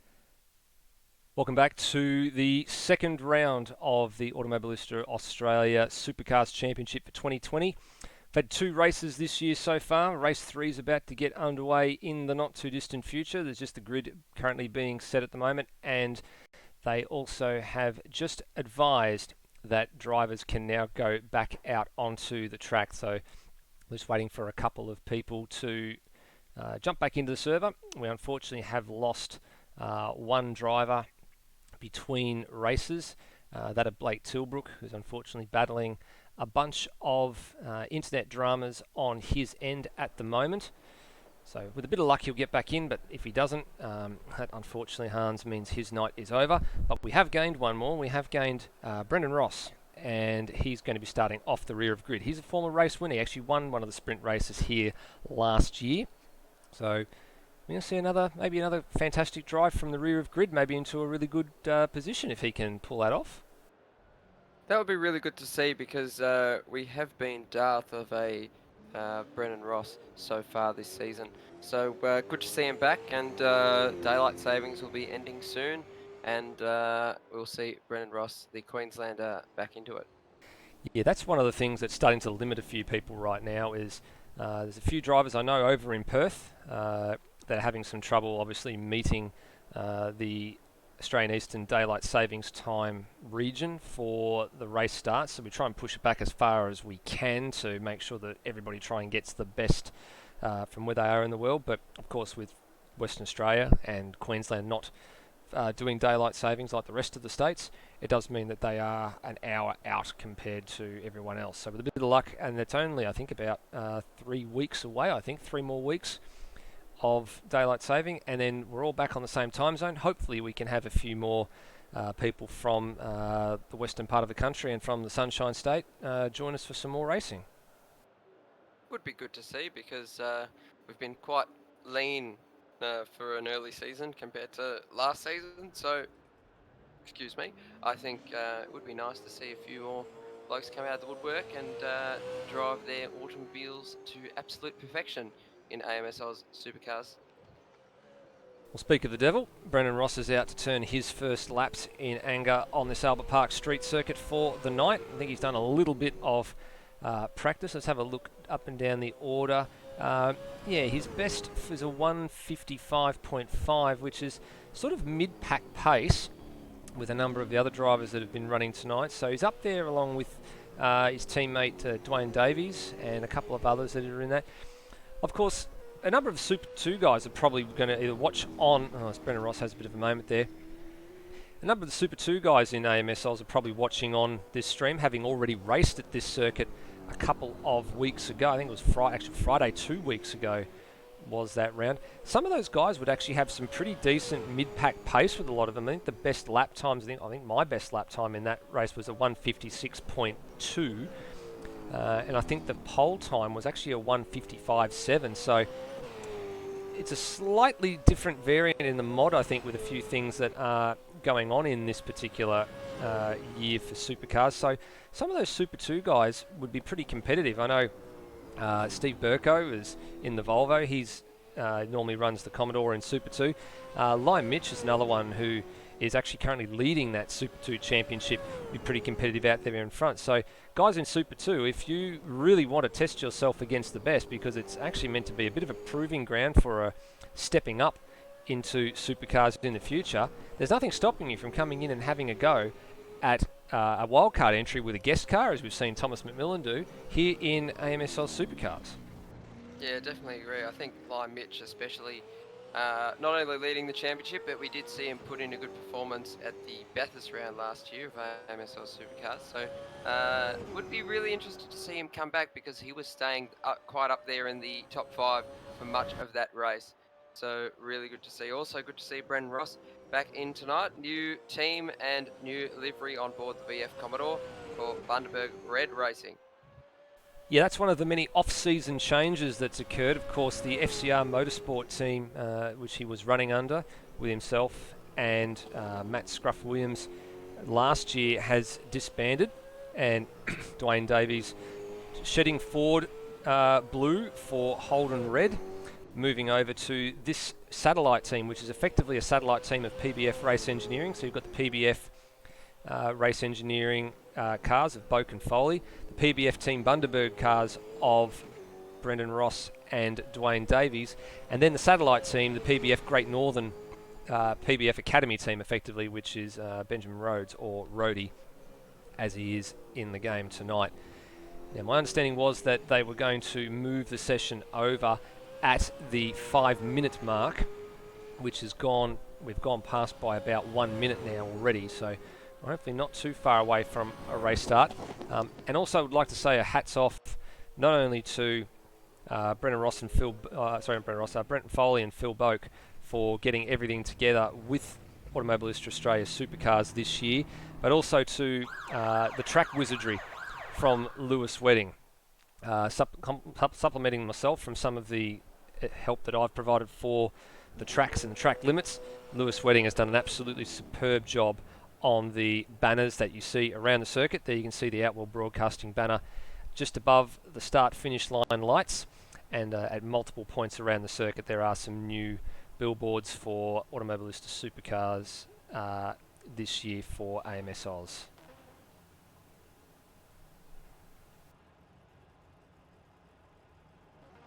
Just waiting on the field to grid up for this second 17-lap sprint race. As we said earlier tonight, progressive grid, so where you finish the last race is where you start this race. Of course, Brendan Ross will be off the back of the grid, having not partaken in race 1 tonight. Just waiting on 4th place man Phil Boak to jump into the grid, I think, and there's a couple of others at the back. Lewis Wedding is going to start a bit further down the order as well. Keep an eye out for him. He's going to be a bit of an interesting candidate. So Hans, they are on the starting lap now for this second sprint race. So Kurt Stenberg, superb race victory in race 1 of tonight's proceedings. Race 2 for the season. Race lap record to boot as well. Thomas McMillan, hard-fought battle and slotted into 2nd place in this progressive grid. Then back to Will Devonish in 3rd place. Our final podium getter nearly made the undercut work. Can he make the undercut work in this race? We'll see how that pans out. Then the PBF twins. It's Phil Boak leading Brenton Foley. We usually see Brenton Foley ahead, but Phil Boak has actually managed to finish ahead of the team owner, which is always nice to see. First of the Team HDS cars, BDS, is Billy Douglas-Slogger in number 99. He's coming off a pretty shocking pit stop in the first race and managed to finish 6th, so pretty solid effort there. Unfortunately, Mitch Hathaway, a late DNF in race 1 of tonight's proceedings. Steve Burko in 7th, the sole representative for the Volvo Top Gear Racing Loose Sim Sport satellite operation, and he managed to keep out of trouble in the last race with a solid top 10 finish in 7th. Then right next to him will be Cam Rutledge for CRE Motorsport Pro B, and he's actually managed to finish ahead of one of the Pro A cars. So Aaron Thomas is right behind him, I believe, is it? Yes, it's Aaron Thomas in the CRE Motorsport Pro A car. So he sees the Pro B car in front of him, but let's see if he can finish a bit further up the order. Aaron Thomas, he's known to be a bit of an expert in the GT3s, so let's see if he can convert that form into the Supercars. Dwayne Davies, as we have mentioned, out of the Ford Blue into the Holden Red, and new team, new car, and new livery for PBF Bundaberg Racing, the sort of satellite operation, I guess. Satellite of the satellite, so to speak. Then in 11th place is Termo, second of the CRE Motorsport Pro B cars. Termo's looking for a bit more of a quiet race. Quiet race for a quiet man, just quietly chipping away and being able to finish in a solid position, looking to get up into the top 10. Then we've got Zach Ross. Disastrous race. He managed to collide with his teammate Lewis Wedding after a moment. He zigged when he should have zagged, and unfortunately that's how it goes sometimes, so he'll be looking to improve on that. Brody, he's done pretty solidly to finish in 13th, and he only went down a lap as well, so pretty impressive effort there. He's cracked it into the 2-minute barrier. He's been doing 158s, which I'm really, really happy to see, and happy to report that he's back for the season. In 14th place, we've got Mitch Hathaway, late DNF, went into the wall coming out of the one of the chicanes at the MSAC section. And then in 15th, Lewis Wedding. We're not accustomed to seeing him down here, but hopefully he'll be able to make some demon moves and make his way up the order. And off the rear of the grid, making his appearance tonight, Brennan Ross, PBF Bundaberg Red Racing. And good to see you back, Rossi, and hopefully you can turn it on for the race tonight. A little bit of a tardy form up again. Everybody trying to get the burnouts just right, get as much tyre temperature into the rears as they can. Of course, rear driving cars. McMillan's just gone a little bit too far ahead of his grid slot there. He just backs it up. You don't want to be reversing too much here in AMS Oz. You end up with a penalty if you do that. Actually, the form-up has not been too bad on this occasion. Here we go. Set for the second sprint race of the evening. Race 3 of the AMS Oz Supercars Championship is go. Off the start line, again, fairly even start, but it looks like McMillan has got the slightly better jump, but not by very much. Foley darts out from that third row of the grid, having another look round the outside. It's Kurt Stenberg who hangs on for the minute. Devonich got all four wheels off the track and on the slippery stuff as he fights McMillan every inch of the way. Bit of bump and grind on the way down to turn 3. He's not going to have the high ground. He's going to be on the outside, so he's going to need to outbrake him. There's a bit of contact there as well as they go side by side, and the PBF car's going side by side as well. At the moment, though, all is fair. Oh, no, it's not all fair because there's a little bit more hip and shoulder elbow between the Percat car of Thomas McMillan and Devonish's number 15 CRE car, but out in front, Stenberg, well, he's making a break for it while the rest of them start to fight. It's been going on at the back as well. Aaron Thomas, absolute shocker of a start. He's dropped 4 positions just in the first sector alone. And Rhodey was going to actually pass him, and then Rhodey got in front of him and ran a bit wide there. So it was nice to see Rhodey actually up there fighting for position. But top 3 at the moment, Stenberg, McMillan and Devonish, just as we saw in the last race. Oh, there was a car that got the fence there. I think that might have been Mitch Hathaway just getting the fence. Hathaway. Yep, that was Hathaway. Oh, Rhodey's on the grass. Oh, He's no! Oh. That's a huge moment for Rhodey. He should not have been on that grass this early in the race. He was trying to get down the inside of Aaron Thomas for the second time. That could have very nearly been an aeroplane crash, as some of our fellow commentators would have called it. That was near disaster. But oh, big move, Lewis Wedding. He's on Dwayne Davies. Oh, gee, he was sailing in at a rate of knots there. Here they all come into the second to last corner for the first time. Termo, Zach Ross, Cam Rutledge inside the top 10. Wedding, of course, making his way from rear of grid. In actual fact, he's lost a position to Mitch Hathaway there as well. So, and Dwayne Davies has run wide, so he's lost position as well. Yeah, Dwayne Davies having dropped out of the top, having started inside the 10, now finds himself outside the 10. Now, Wedding's going to have another go on Mitch Hathaway down here to turn 1, I think, and there's another move being made ahead, and that's Brendan Ross down the inside of Cam Rutledge. That's a very smart move, and he's got the job done. So, very nice early decisive moves from Brendan Ross. Up 6 places, rear of grid start. Started 16th, now inside the 10.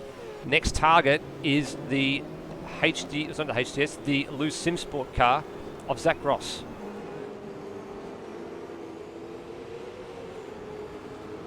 Cam Rutledge is under attack here from Lewis Wedding and Mitch Hathaway. Mitch Hathaway managed to hold station on Lewis Wedding. Mitch Hathaway is through. Let's see if Lewis Wedding can get by soon after. And he's going to be able to do it. Easy move in the end for Lewis Wedding. Textbook passing opportunity down on the run out of 5 down into turn 6. Another sweep through turn 7 and 8. Fairly settled down at the back now. The real battle, I think, is going to start to be a bit further ahead as we start to pick up. So here's Zach Ross putting some pressure on the back of the Kmart-sponsored Termo car.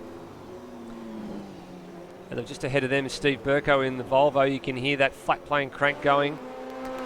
Now, Zach Ross took a little bit of a tighter line here, trying to carry the speed, and he's done that very, very well because he's now commanded a bit of space. Termo's going to have to give it to him here, and they'll run side by side down into turn number 13. Zach Ross just didn't want to fully commit this early, so I thought he was alongside, and he's still alongside for a bit more here. But again, rolling out of it. Is he going to set it up and maybe do the crisscross coming down to the inside of 15? No, stays wide. Just going to set it up for a bit further. Oh no, Termo's gone wide. That was a bit late. Burko's in the fence ahead of him. What was Burko doing? He was doing some lawn mowing by the look of it. And they're going to just steered well wide. They're going to catch up to him pretty quickly. Now Zach Ross has got the move done, so he's finally managed to make that move stick on the exit of 16 and actually out-drags Termo to turn 1. So now he can set his sights on the back of Steve Burko's Ross. Oh, but he's had a big, huge two-wheel moment, carried way too much speed through turn 1 and very lucky to get away with it. There's a cloud of smoke ahead. What's been going on there? Unless someone's run a little bit wide, kicked up a bit of dust. But Brendan Foley's gone back to 6, so I think maybe Foley's made a mistake here because Billy Dougal-Salonga's managed to grab him. That will probably be the smoke there. Foley with a little bit of front-end damage I can see on the front of that car too. You can see the Holden logo is actually sort of partially covered up. That's not a blanking plate. That'll be from a little bit of damage. I'd imagine he may have gotten into the back of somebody there or he's had a bit of a nudge, but that's very unfoley-like. He's been making a few mistakes, actually. It's not something we're accustomed to seeing. Meanwhile, at the front of the field, Kurt Stenberg, he's absolutely running away with this at the early stage of the race. He's about 3.25 seconds ahead of Thomas McMillan. And Thomas McMillan, he's coming under serious attack by Will Devonish at the moment. So Devonish will be looking forward to try and get past him as soon as he can. And this will definitely change the strategy because Kurt Stenberg is running away with it right now. So strategy change, boys. You got to think on your feet. Oh, big lock up, McMillan. That's the first mistake we've seen from McMillan. And he's rotated the car. He's rotated the car, and Boak's going to snaffle him as well. And so too is going to do something. And McMillan's out. McMillan is out of this race. Wow, McMillan out after spinning off of turn 13. We didn't expect to see that coming. So I think you'll find he just jumped out straight away just to avoid being hit by another car. So not good for his points chances, but good to see him situationally aware. Well, that means that Will Devonish goes through to P2. Phil Boak goes through to P3. Wow. So very, very quick change of fortune there for Thomas McMillan. Podium in race 1. Race 2, just as you said, he's being put under the pressure by Will Devonish, and critical mistake down at turn number 13. Meanwhile, you're watching this little battle here. Brendan Ross, what on earth happened to him? He's gone backwards. He was up into 10th place a little while ago. Yeah, that's what I was pointing my finger at the screen at and just wondering, why is he back there all of a sudden? Why is he behind Rhodey? But he's got to do it all again because he's made a mistake somewhere. And I'll just check. Look at the last lap time. His last lap time was at 2:15.9. So, he made a mistake in the final sector. He's had an absolute shocker in the final sector. His final sector is 104.08. So he's ended up buried somewhere. Oh, and here he goes again. He's had a lock up there going down to turn 3 as well. So he's not having a good run at the moment. And again, this is someone who's probably not as accustomed to running the supercars this early in the season. He, of course, missed the last round, missed the previous race. So probably hasn't had a lot of time behind the wheel. And he'll be in commentary with Lewis Wedding tomorrow night for Super 2. But he's giving Rhodey every incentive here to make the pass. But Rhodey can't make it stick, and you don't want to do it in the marbles either. Oh, big mid-corner moment for Brendan Ross. That car is a nervous race car, Hans, if I ever saw one. Yeah, and we've seen this from time to time with Brendan Ross, so I'm not sure where it was from his FCR days he was actually being a bit nervous, but he says it's fine. So maybe he's just, I guess, a bit of a speed deficit on the rest of the field, just being out of practice. Fastest lap of the race for Kurt Stenberg, 52.443. Slightly slower than his fastest lap last race. Lewis Wedding's now finally managed to dispatch of Termo, finds himself inside the top 10 and trying his best to charge onto the back of Steve Burko's Volvo. Meanwhile, Zach Ross is having a real red hot go down here at Mitch Hathaway, and he gets it all wrong at turn 1. He was sizing that move up from the very last corner. He had a fantastic exit. Let's have a look on the replay. So here he is, had a really good solid exit and was reeling him in like a fish. Pulled out and then decided to pull back in, but then at that point he missed his braking marker and he just carried too much speed and locked the brake and had to run through the grass, and he ended up losing a spot to Steve Burko, and looks like he actually lost a spot to Lewis Wedding as well. Yes, he did. That's just what happens when you're parked underneath someone's wing. You lose your braking marker and you sail wide like that. Meanwhile, Wedding is making a move on Burko. Burko gives him room and Wedding gets the job done into turn 9, well before the corner. Yeah, nice easy move there for Lewis Wedding. That's one of the many spots that you can affect a pass here. Looks like Wedding actually might be prepared. I was about to say, looks like he was about to be potentially preparing for a stop. Maybe just hit the button by accident there. We haven't seen anybody come in for service just yet. It was actually about lap 7, I think we saw our first taker last race in Dwayne Davies before anything really happened, and the latest we saw pit stops was around end of lap 13. What do you got your eye on there, Hans? You're just keeping an eye on the race leader. He's just out in front, cruising along, but behind him there's quite a little nice battle unfolding here, isn't there? Yeah, Mitch Hathaway is harassing the back of Brenton Foley, and Brenton Foley's in. Be sorry to cut you off there. It looks like Steve Burko's lost a position to Zach Ross, and you've mentioned that Brent Foley's taken service, so he's going to go for fuel and tyres, I'm thinking. Yep. Used to great quick by Will Devonish. Yep, here we go. Fuel and tyres, here we go. Very, very early stop for Foley, so won't have any issues getting home from here. But this is going to drop him into some clean air. I'm just looking to see where it's going to drop him into. Probably behind Brendan Ross. There's Dwayne Davies going through. Brendan Ross is just coming around the final corner. So Foley will be behind Brendan Ross, which is not too bad a thing. As you can see, in trundling down the lane, you can just see Foley in back a shot as Brendan Ross comes through. He's still in the lane, so they're actually going to have a pretty decent air gap to work with here, Brendan Foley. Just going to put his head down, set some laps, and see if he can affect an undercut. Now you need to be careful at this point because we saw Phil Boat go off the road at the pit exit, because you do stay on the very far inside of the road into turn 1, and you just have to tippy-toe, because you have to tippy-toe around the apex because you've got no apex speed at that point. Kurt Stenberg, he's running away with it. He's got a huge lead at the moment on Will Devonish, yeah, and 7.9 seconds. Lewis Wedding's now moved up into P6, having dispatched of Steve Burko and Zach Ross, and also with Brenton Foley coming in for service. So now it'll be interesting to see what Foley's pace is when he gets onto a full flying lap. Now there's a lock breakdown here by somebody at turn 13, Hathaway. and that was Hathaway, and then Lewis Wedding did the same thing a couple of seconds later. Beautiful example of the lines to drive here around Albert Park, around these last couple of corners. You can see Lewis Wedding just taking a nice amount of curb there at turn 15 as well. That's one of the curbs that's been slightly reprofiled in this edition of the game for the track, just to make sure that none of the silly corner cuts that we had at that particular turn rear their heads again. Wedding's pace is not too bad, 54.7.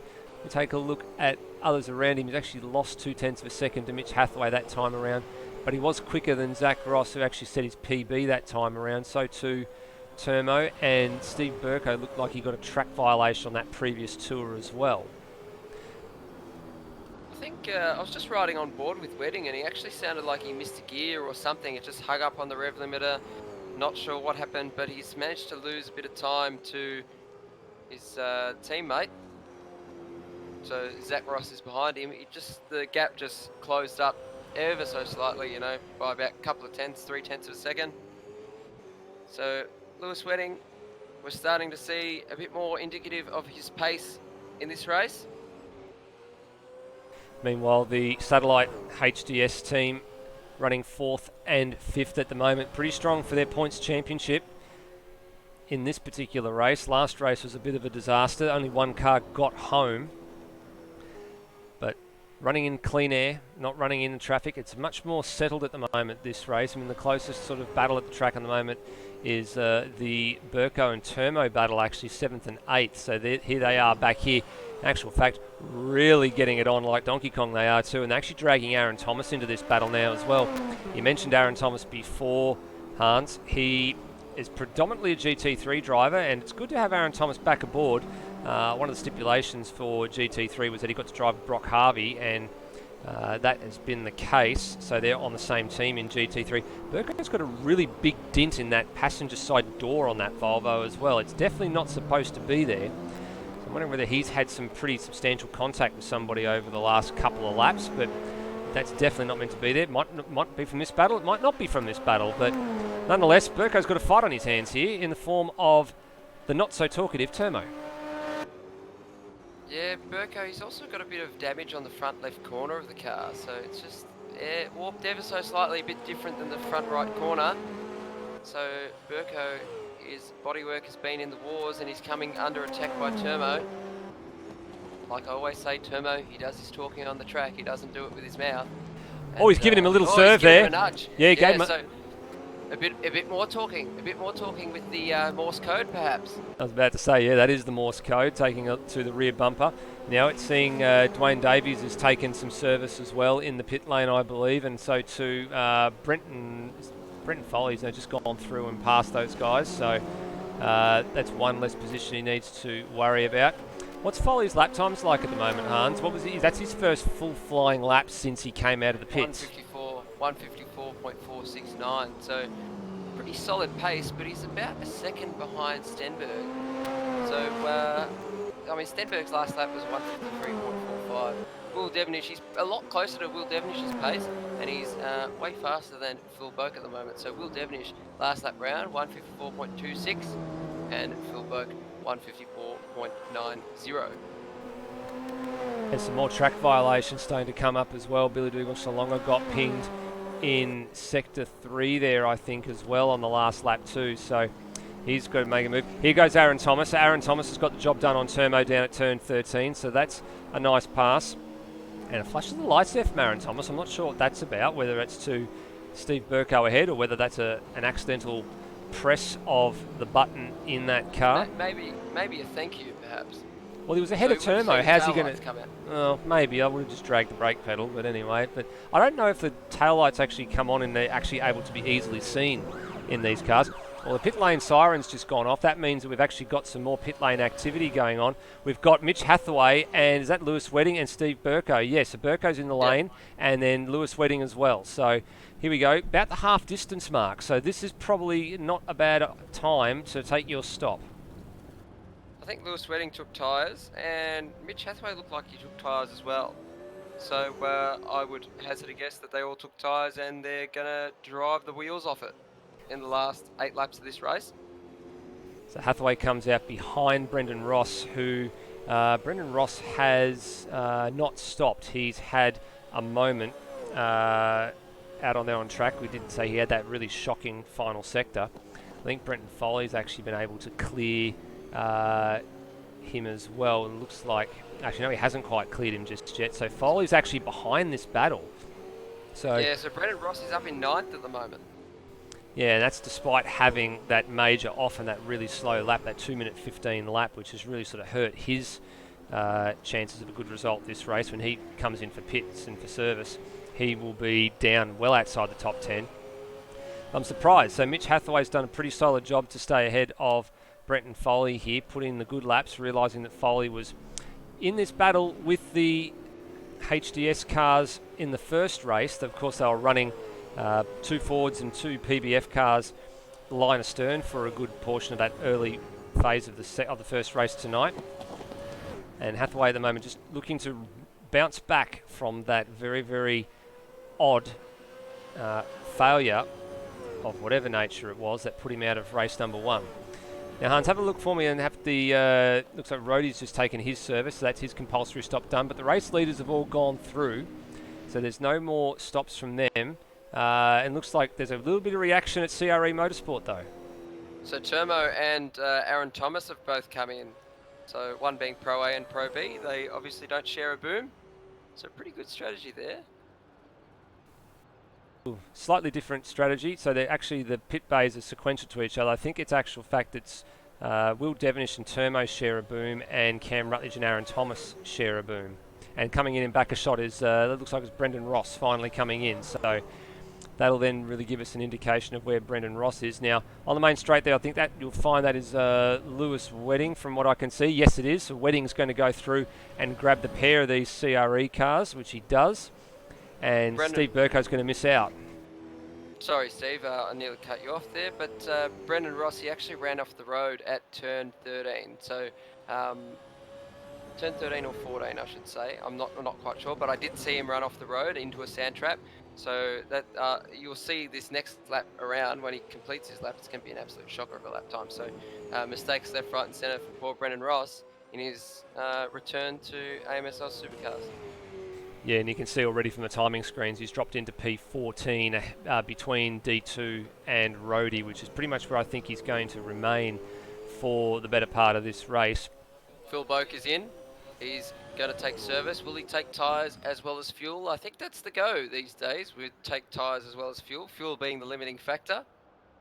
Back of shot too. That looks like it's BDS. No, it's BDS. Sorry, BDS. Sorry. Yeah, Hathaway was just in on the previous lap. So the HDS satellite team Toulouse Sim Sport has not repeated the same mistake they made last race with pitting both cars at the same time. So Zach Ross is going to go through. He is yet to stop. So that's at the moment P3 on the road, which will probably become about 6th place or so, I'd imagine, by the time it all settles down. He'll be getting to the end of the fuel window now too. This is lap 11. You get to about 13, 14 if you're lucky. Going the alternate strategy. Will Devonish is not really making any inroads out in front in Stenberg's advantage. That gap is just continuing to go up and up and up, except for the last lap where it came down by 0.2 of a second. He's got a lot of ground to make up. He's going to rely on a mistake from Stenberg here, but Stenberg's just having to negotiate some lap traffic at the minute. Devonish is going to come across that traffic pretty shortly. Cam Rutledge is in, so he's taking service. We should expect Devonish in anytime soon. In fact, this lap, the wrench is on the board. And it's the same for Kurt Stenberg as well. So that covers that argument off. They're both going to come in at the same time.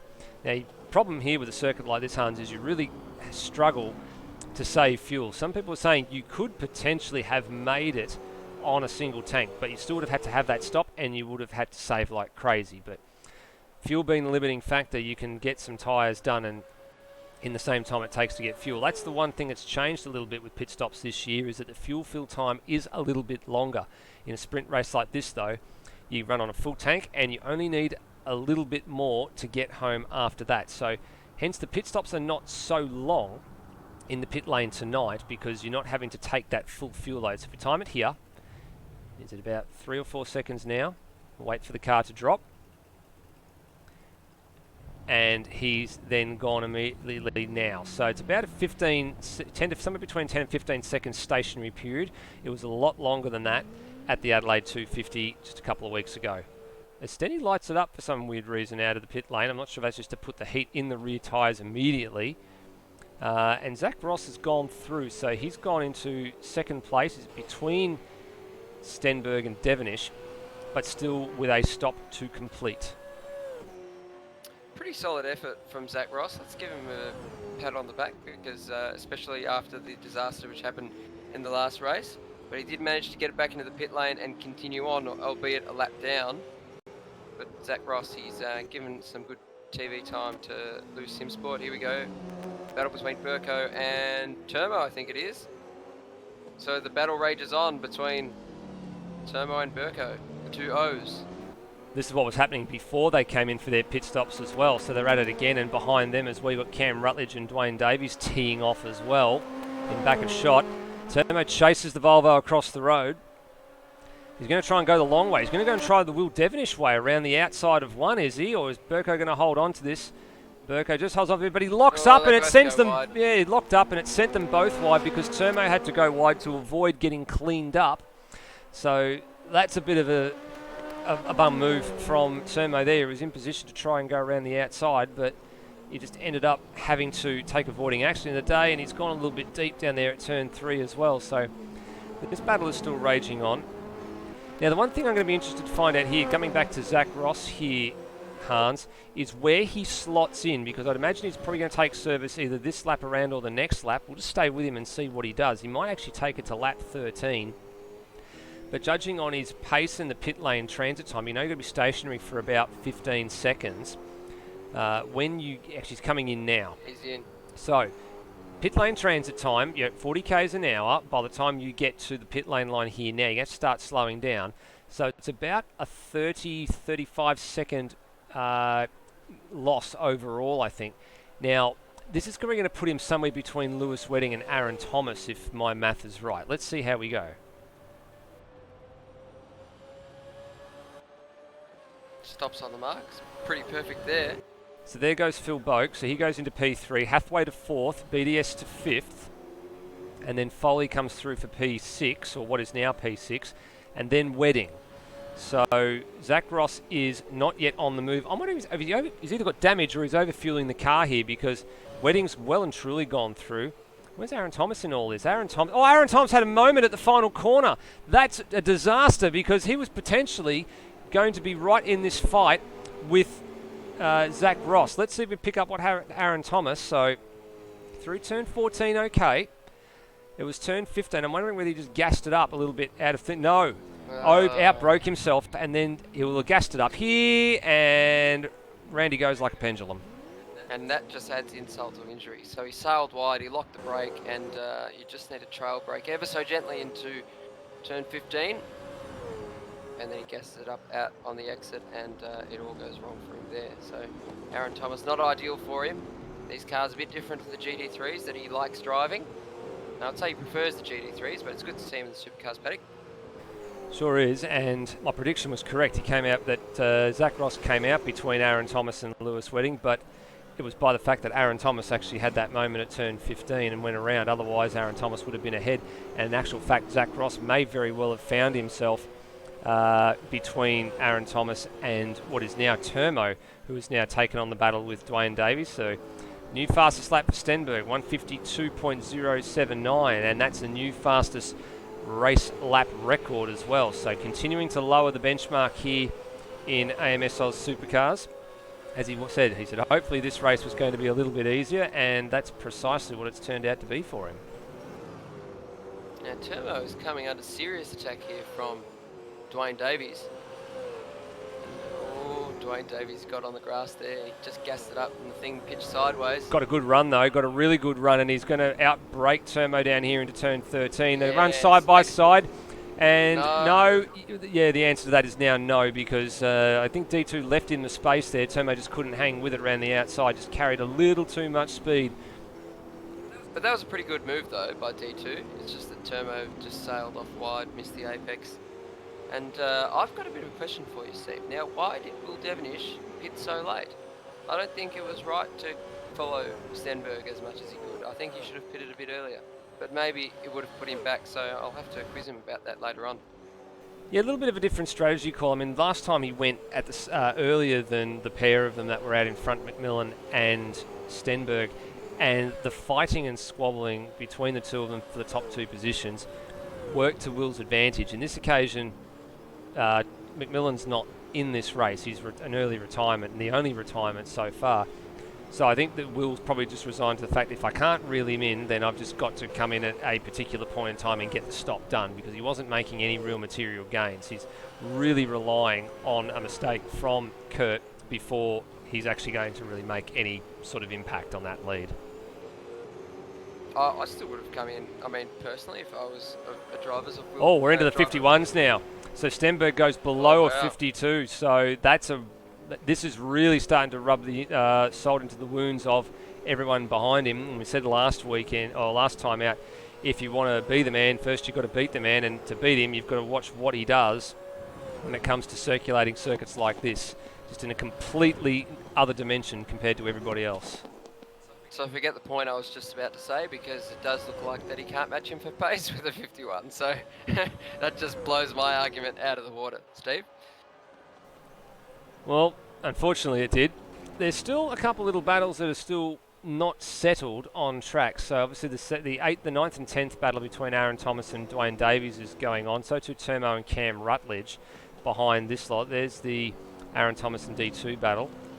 And then behind them the Termo and Cam Rutledge. This is an inter-team battle. Going here, Burko's gone off the road. Yeah, Burko off the road and back a shot. That's not the first time he's had an off tonight. Let's see if Cam Rutledge can reel in Termo here. If he can get a good run off the final corner and maybe get a little bit of slipstream, maybe he can do something with it. No, not quite close enough to affect the move here, although he does close up a little bit under the brakes, so it's interesting to see quite a lot of people avoiding that curb on the inside at turn 1. So maybe that's something that a lot of drivers have been talking to each other about. Maybe it's a little bit quicker just to avoid getting a little bit of air under those two right-hand side tyres. Oh, big lock up from Termo. That's invited Cam Rutledge under the rear wing of the number, what is it? What's Termo's number? He's number 51. That's incentivised him. So Cam Rutledge, you got to get him. You've got to get past him now. If I can get my words out, I'm just too excited in this race. I was, not too excited in this race compared to the last one, but pretty excited. Yeah, this little battle here, I think, has been keeping us entertained. The other battle that's ahead of them has been keeping us entertained as well, just ebbing and flowing. 4th and 5th are starting to get a bit close. Now, this is teammates. Mitchin, Hathaway and Billy Dougal Salonga. So here they are. BDS has just started to close down a little bit on some of Hathaway's advantage. So first sector was owned by BDS and the second sector on that last lap. And as we wait to see what the times are when they cross the line, the 30 was a little bit slower, but he did make a net gain on his teammate. He's only got 2 laps to go now, but it's a good solid drive from the Loose Sim Sport HDS cars. At least to 4th and 5th, they're going to retain their advantage at the top of the point standings. PBF will pick up a few points as well, especially from last race, given the situation where Brett and Foley finished relative to everybody else.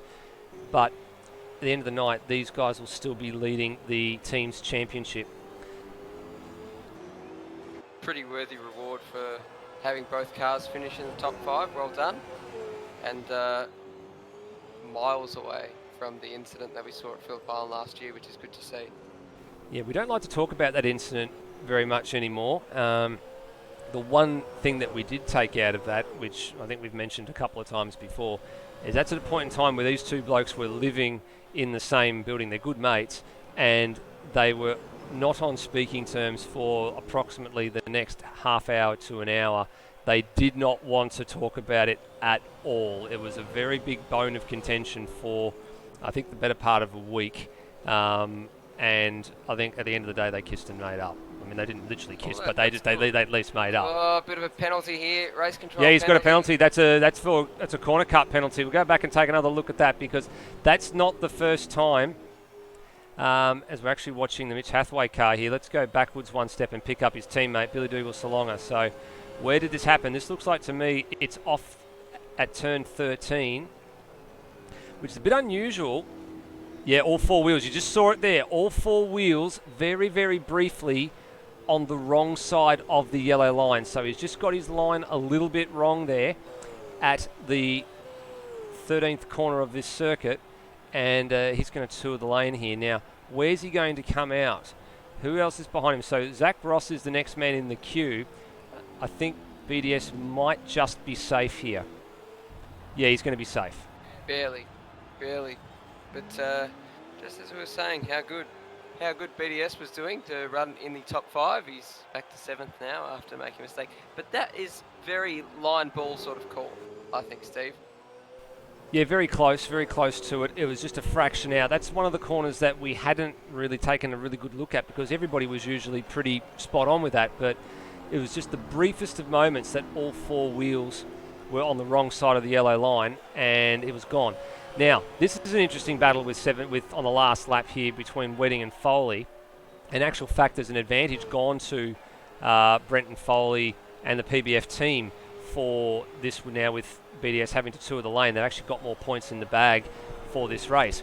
But it's going to be more points in the bag for this man. He keeps his record of winning every race, pole positions and fastest laps intact for another race. He's got the maximum points on offer tonight, and you can't do anything more than that. Waiting for Will Devenish to come across the line to take his 2nd place. And sad to see that Thomas McMillan isn't up there on the podium either. But I think he just jumped out of the car just to... This is a deserved podium, though. Real bloke. This is his first podium. I think, I'm trying to remember when the last podium was. He didn't finish the last race of the season, so this is probably his first podium, I think, probably since, I imagine, maybe Sandown last year, I think. Another penalty for BDS. Yeah, so he's been given another one, and he doesn't have to serve that drive-through, but if he doesn't, because the last lap of the race, he'll cross the line, and he's actually going to end up with an extra bit of time applied, which means he's going to drop behind Zach Ross anyway.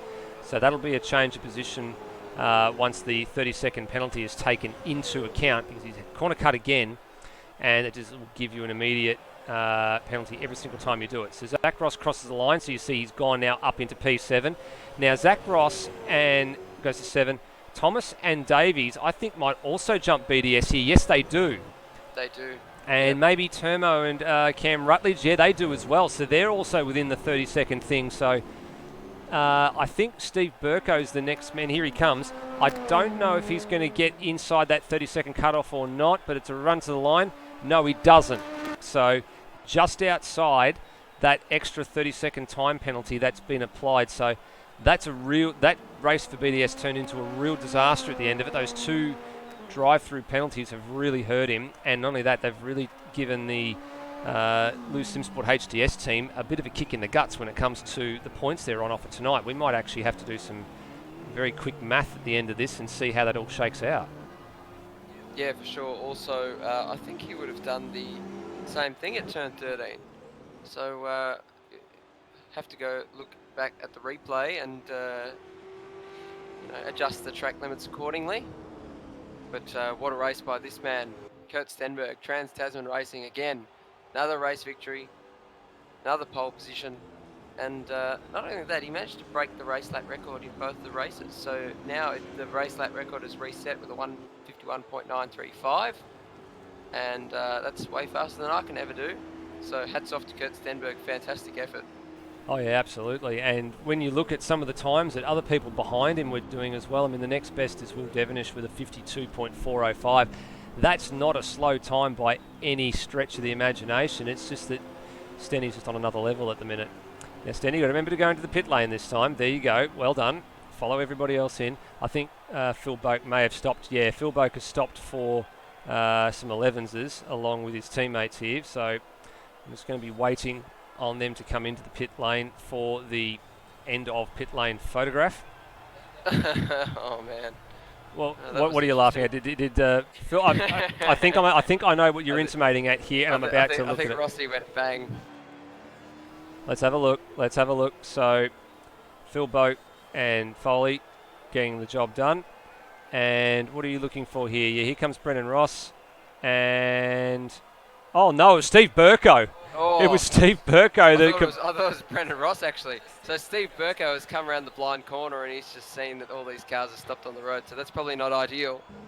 And gee, come on, Bokey, we need to get you back into the pit lane, mate. Hopefully your engine's still running after this. You know, I can only imagine the water and oil temperatures are going up. I'm not sure if he realises what the new procedure is actually supposed to be. So I think he's just too busy just burning out those tyres, but we'll cut away from that. We've had enough burnouts for the moment. And I think these two have now realised that there's not going to be a photo and they're going to actually get themselves out of here. And I think that's where we might leave it actually as well for this time being. All dressed up and nowhere to go. All dressed up and nowhere to go. That's it. All dressed up and absolutely nowhere to go. But I think they've probably realised that there's not going to be an end of thing photo because Bokey's not going to probably make it with the engine damage that he's causing to himself. And no, they've decided to pull the pin here. They're just having a bit of fun now. So that's it for sprint racing tonight. Well, the first race, I have to say, very, very hotly contested. Probably the most entertaining of the night. Second race probably was a little bit more placid. There were some good scraps, especially down the field. Late penalties to Billy Dougal Salonga, unfortunately, means that the HDS team satellite for Loose SimSport takes a bit of a hit in terms of the points. They get, in actual fact, PBF have actually taken some points off them, and so too I think some of the CRE teams as well. So could shift the balance a little bit points-wise between now and the next race, but we'll wait to see what's on the other side of that. Yeah, I think the first race tonight, some of the best racing I've ever seen in probably up there with the GT3 race at Zandvoort last, which was tremendously entertaining, and this really turned it on as well. So fantastic racing by Thomas McMillan and Kurt Stenberg, and later on Will Devonish. So that was my highlight of the night. But our second race tonight, much more tame, and we're here with our podium. They've made their way to the end of pit lane. No photos, no happy snaps. Just come to the pit lane and I'll pick your brains. And our third place getter tonight was Phil Boak.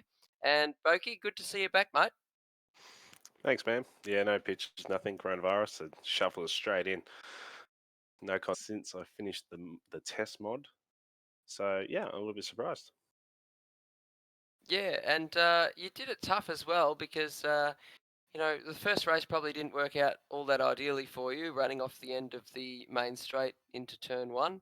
And what would you say was a bit better about this race? You just did everything better, you reckon? Second race, I wasn't really faster. I pretty well matched my fastest lap in the last race. I was probably more consistent. Once Foley span out, unfortunately, then it got a little bit easier. I didn't have someone right on me, so I could sort of focus on what I was doing a bit more and just manage the gap. And I knew when I came out, because my in lap was shocking, so I knew when I came out, Mitch should be close. So I just put my head down, just tried to stay consistent, and yeah, car was nice. Good to see you back, Phil. Well done on a third place, and hopefully we'll see PBF up there once again. Thanks, man. Our second place getter tonight was Will Devonish, and Will, you must be happy with a third and a second tonight. Yeah, can't complain with the 2 podiums really. I think in that second race I was pushing pretty hard to get the lap record, but Kurt decided to do that, so couldn't get anything above him tonight. Well, your lap time was nothing to be sneezed at, a 152.405. But about the pit strategy, mate, what were you thinking? Were you thinking that perhaps the undercut wouldn't work because Thomas McMillan was an early retirement and wasn't really racing Stenny for position? Yeah, I knew by the time we got to the pits, the only shot I had would be Kurt making a mistake, which he didn't. So I thought pit a bit later and have fresh tyres with a low fuel tank and at least enjoy the last few laps. Yeah, well done on the pretty quick lap time, and congratulations on a pretty solid haul of points tonight, mate. Thank you. And on to our race winner. 3 races this season, Steve, and 3 times he's taken pole position, and he's also taken the race victory. Kurt Stenberg, congratulations. Thanks, mate. That was that was quite good. So, what do you think about this race? Was it a bit more tame than the last one? It was it was definitely a lot easier from my point of view. I still was giving it a pretty good go there, going as hard as I could, but a lot less pressure from whatever happened to Thomas there. I mean, I was talking to him, but I'm not 100% sure why he actually DNF'd. Yeah, okay. So, and your best lap was a 151.9. Tell us what were you thinking when you actually came across the line and managed to set that fastest lap? It was pretty good. I was gunning to do that. I could see the potential was in the car to do a lap time like that, so I was actually trying to go as fast as I possibly could and see if I could set the fastest lap there in the race and get into the 51. So, yeah, pretty impressed with that. Think I've got a pretty good setup under me. Again, Stenny, well done tonight. And can anyone really stop you, mate? You're just being the class of the field at the moment. Congratulations. No worries, thanks for that. And look, the challenge is open. I hope someone steps it up. I think we go Simmers Plains next. I'm not 100% sure with this series, but yeah, I'm keen to turn up there and see how we go. So those were our podium getters, Steve. Back to you for some of your comments, mate. Thanks, Hans. Yes, you're right. I think the Open, you've just heard from race winner 3 times this year already, Kurt Stenberg. The challenge has been opened. Who will step up and take the challenge on? I get the impression I know who might. I know who's trying, but I get the impression maybe we might see hopefully a couple of the ASC guys coming in and making an appearance and maybe trying to wrestle the advantage away, as much as they're going to try and do that next week in their run around the Albert Park Grand Prix circuit. Hopefully we'll see the challenge issued and accepted and taken up in the next couple of weeks here at Automobilista Australia. And our winner, Kurt Stenberg, is right. The next stop on the tour for the AMS Oz Supercars is Simmons Plains Raceway. It's not for a couple of weeks, but I can tell you what is coming up is on your screen right now. So the next race that we have, it's actually a pretty busy week for AMS Oz. 3rd race in 4 nights, actually, and also with the live stream. So Simmons Plains Raceway, aka Brian Walsh Plains, as Lewis Wedding likes to call it, up and running tomorrow night on the Loose 89 YouTube channel. Next week, you've got Track Day Challenge hosted by Brennan Ross. That's coming from Sandown International Motor Raceway. The night after that, TCR Oz, second instalment of TCR Oz at Barbagallo Raceway. The first time that the TCR series in AMS Oz has gone to the Perth circuit. and then a little bit of a break, mercifully a little bit of a break, till the following Tuesday, the second instalment of the GT3 World Series. A circuit we've never been to before in GT3 competition, the Curvelo A circuit. Been used in the TCAC series that runs on Wednesday nights from time to time, but not for the GT3 format. Bit of an unknown going into that one. That'll be the next broadcast that comes to you on this channel, the Outworld Broadcasting channel. Thanks to Hans Brunswick again for his ever popular comments. We've got a little something in the works that we might have for you in the next couple of weeks, but we'll bring you more on that a bit later on. He's giggling away here because he knows precisely what I mean by that. But we'll end it there. As always, please drive safely. See you next time. Bye for now.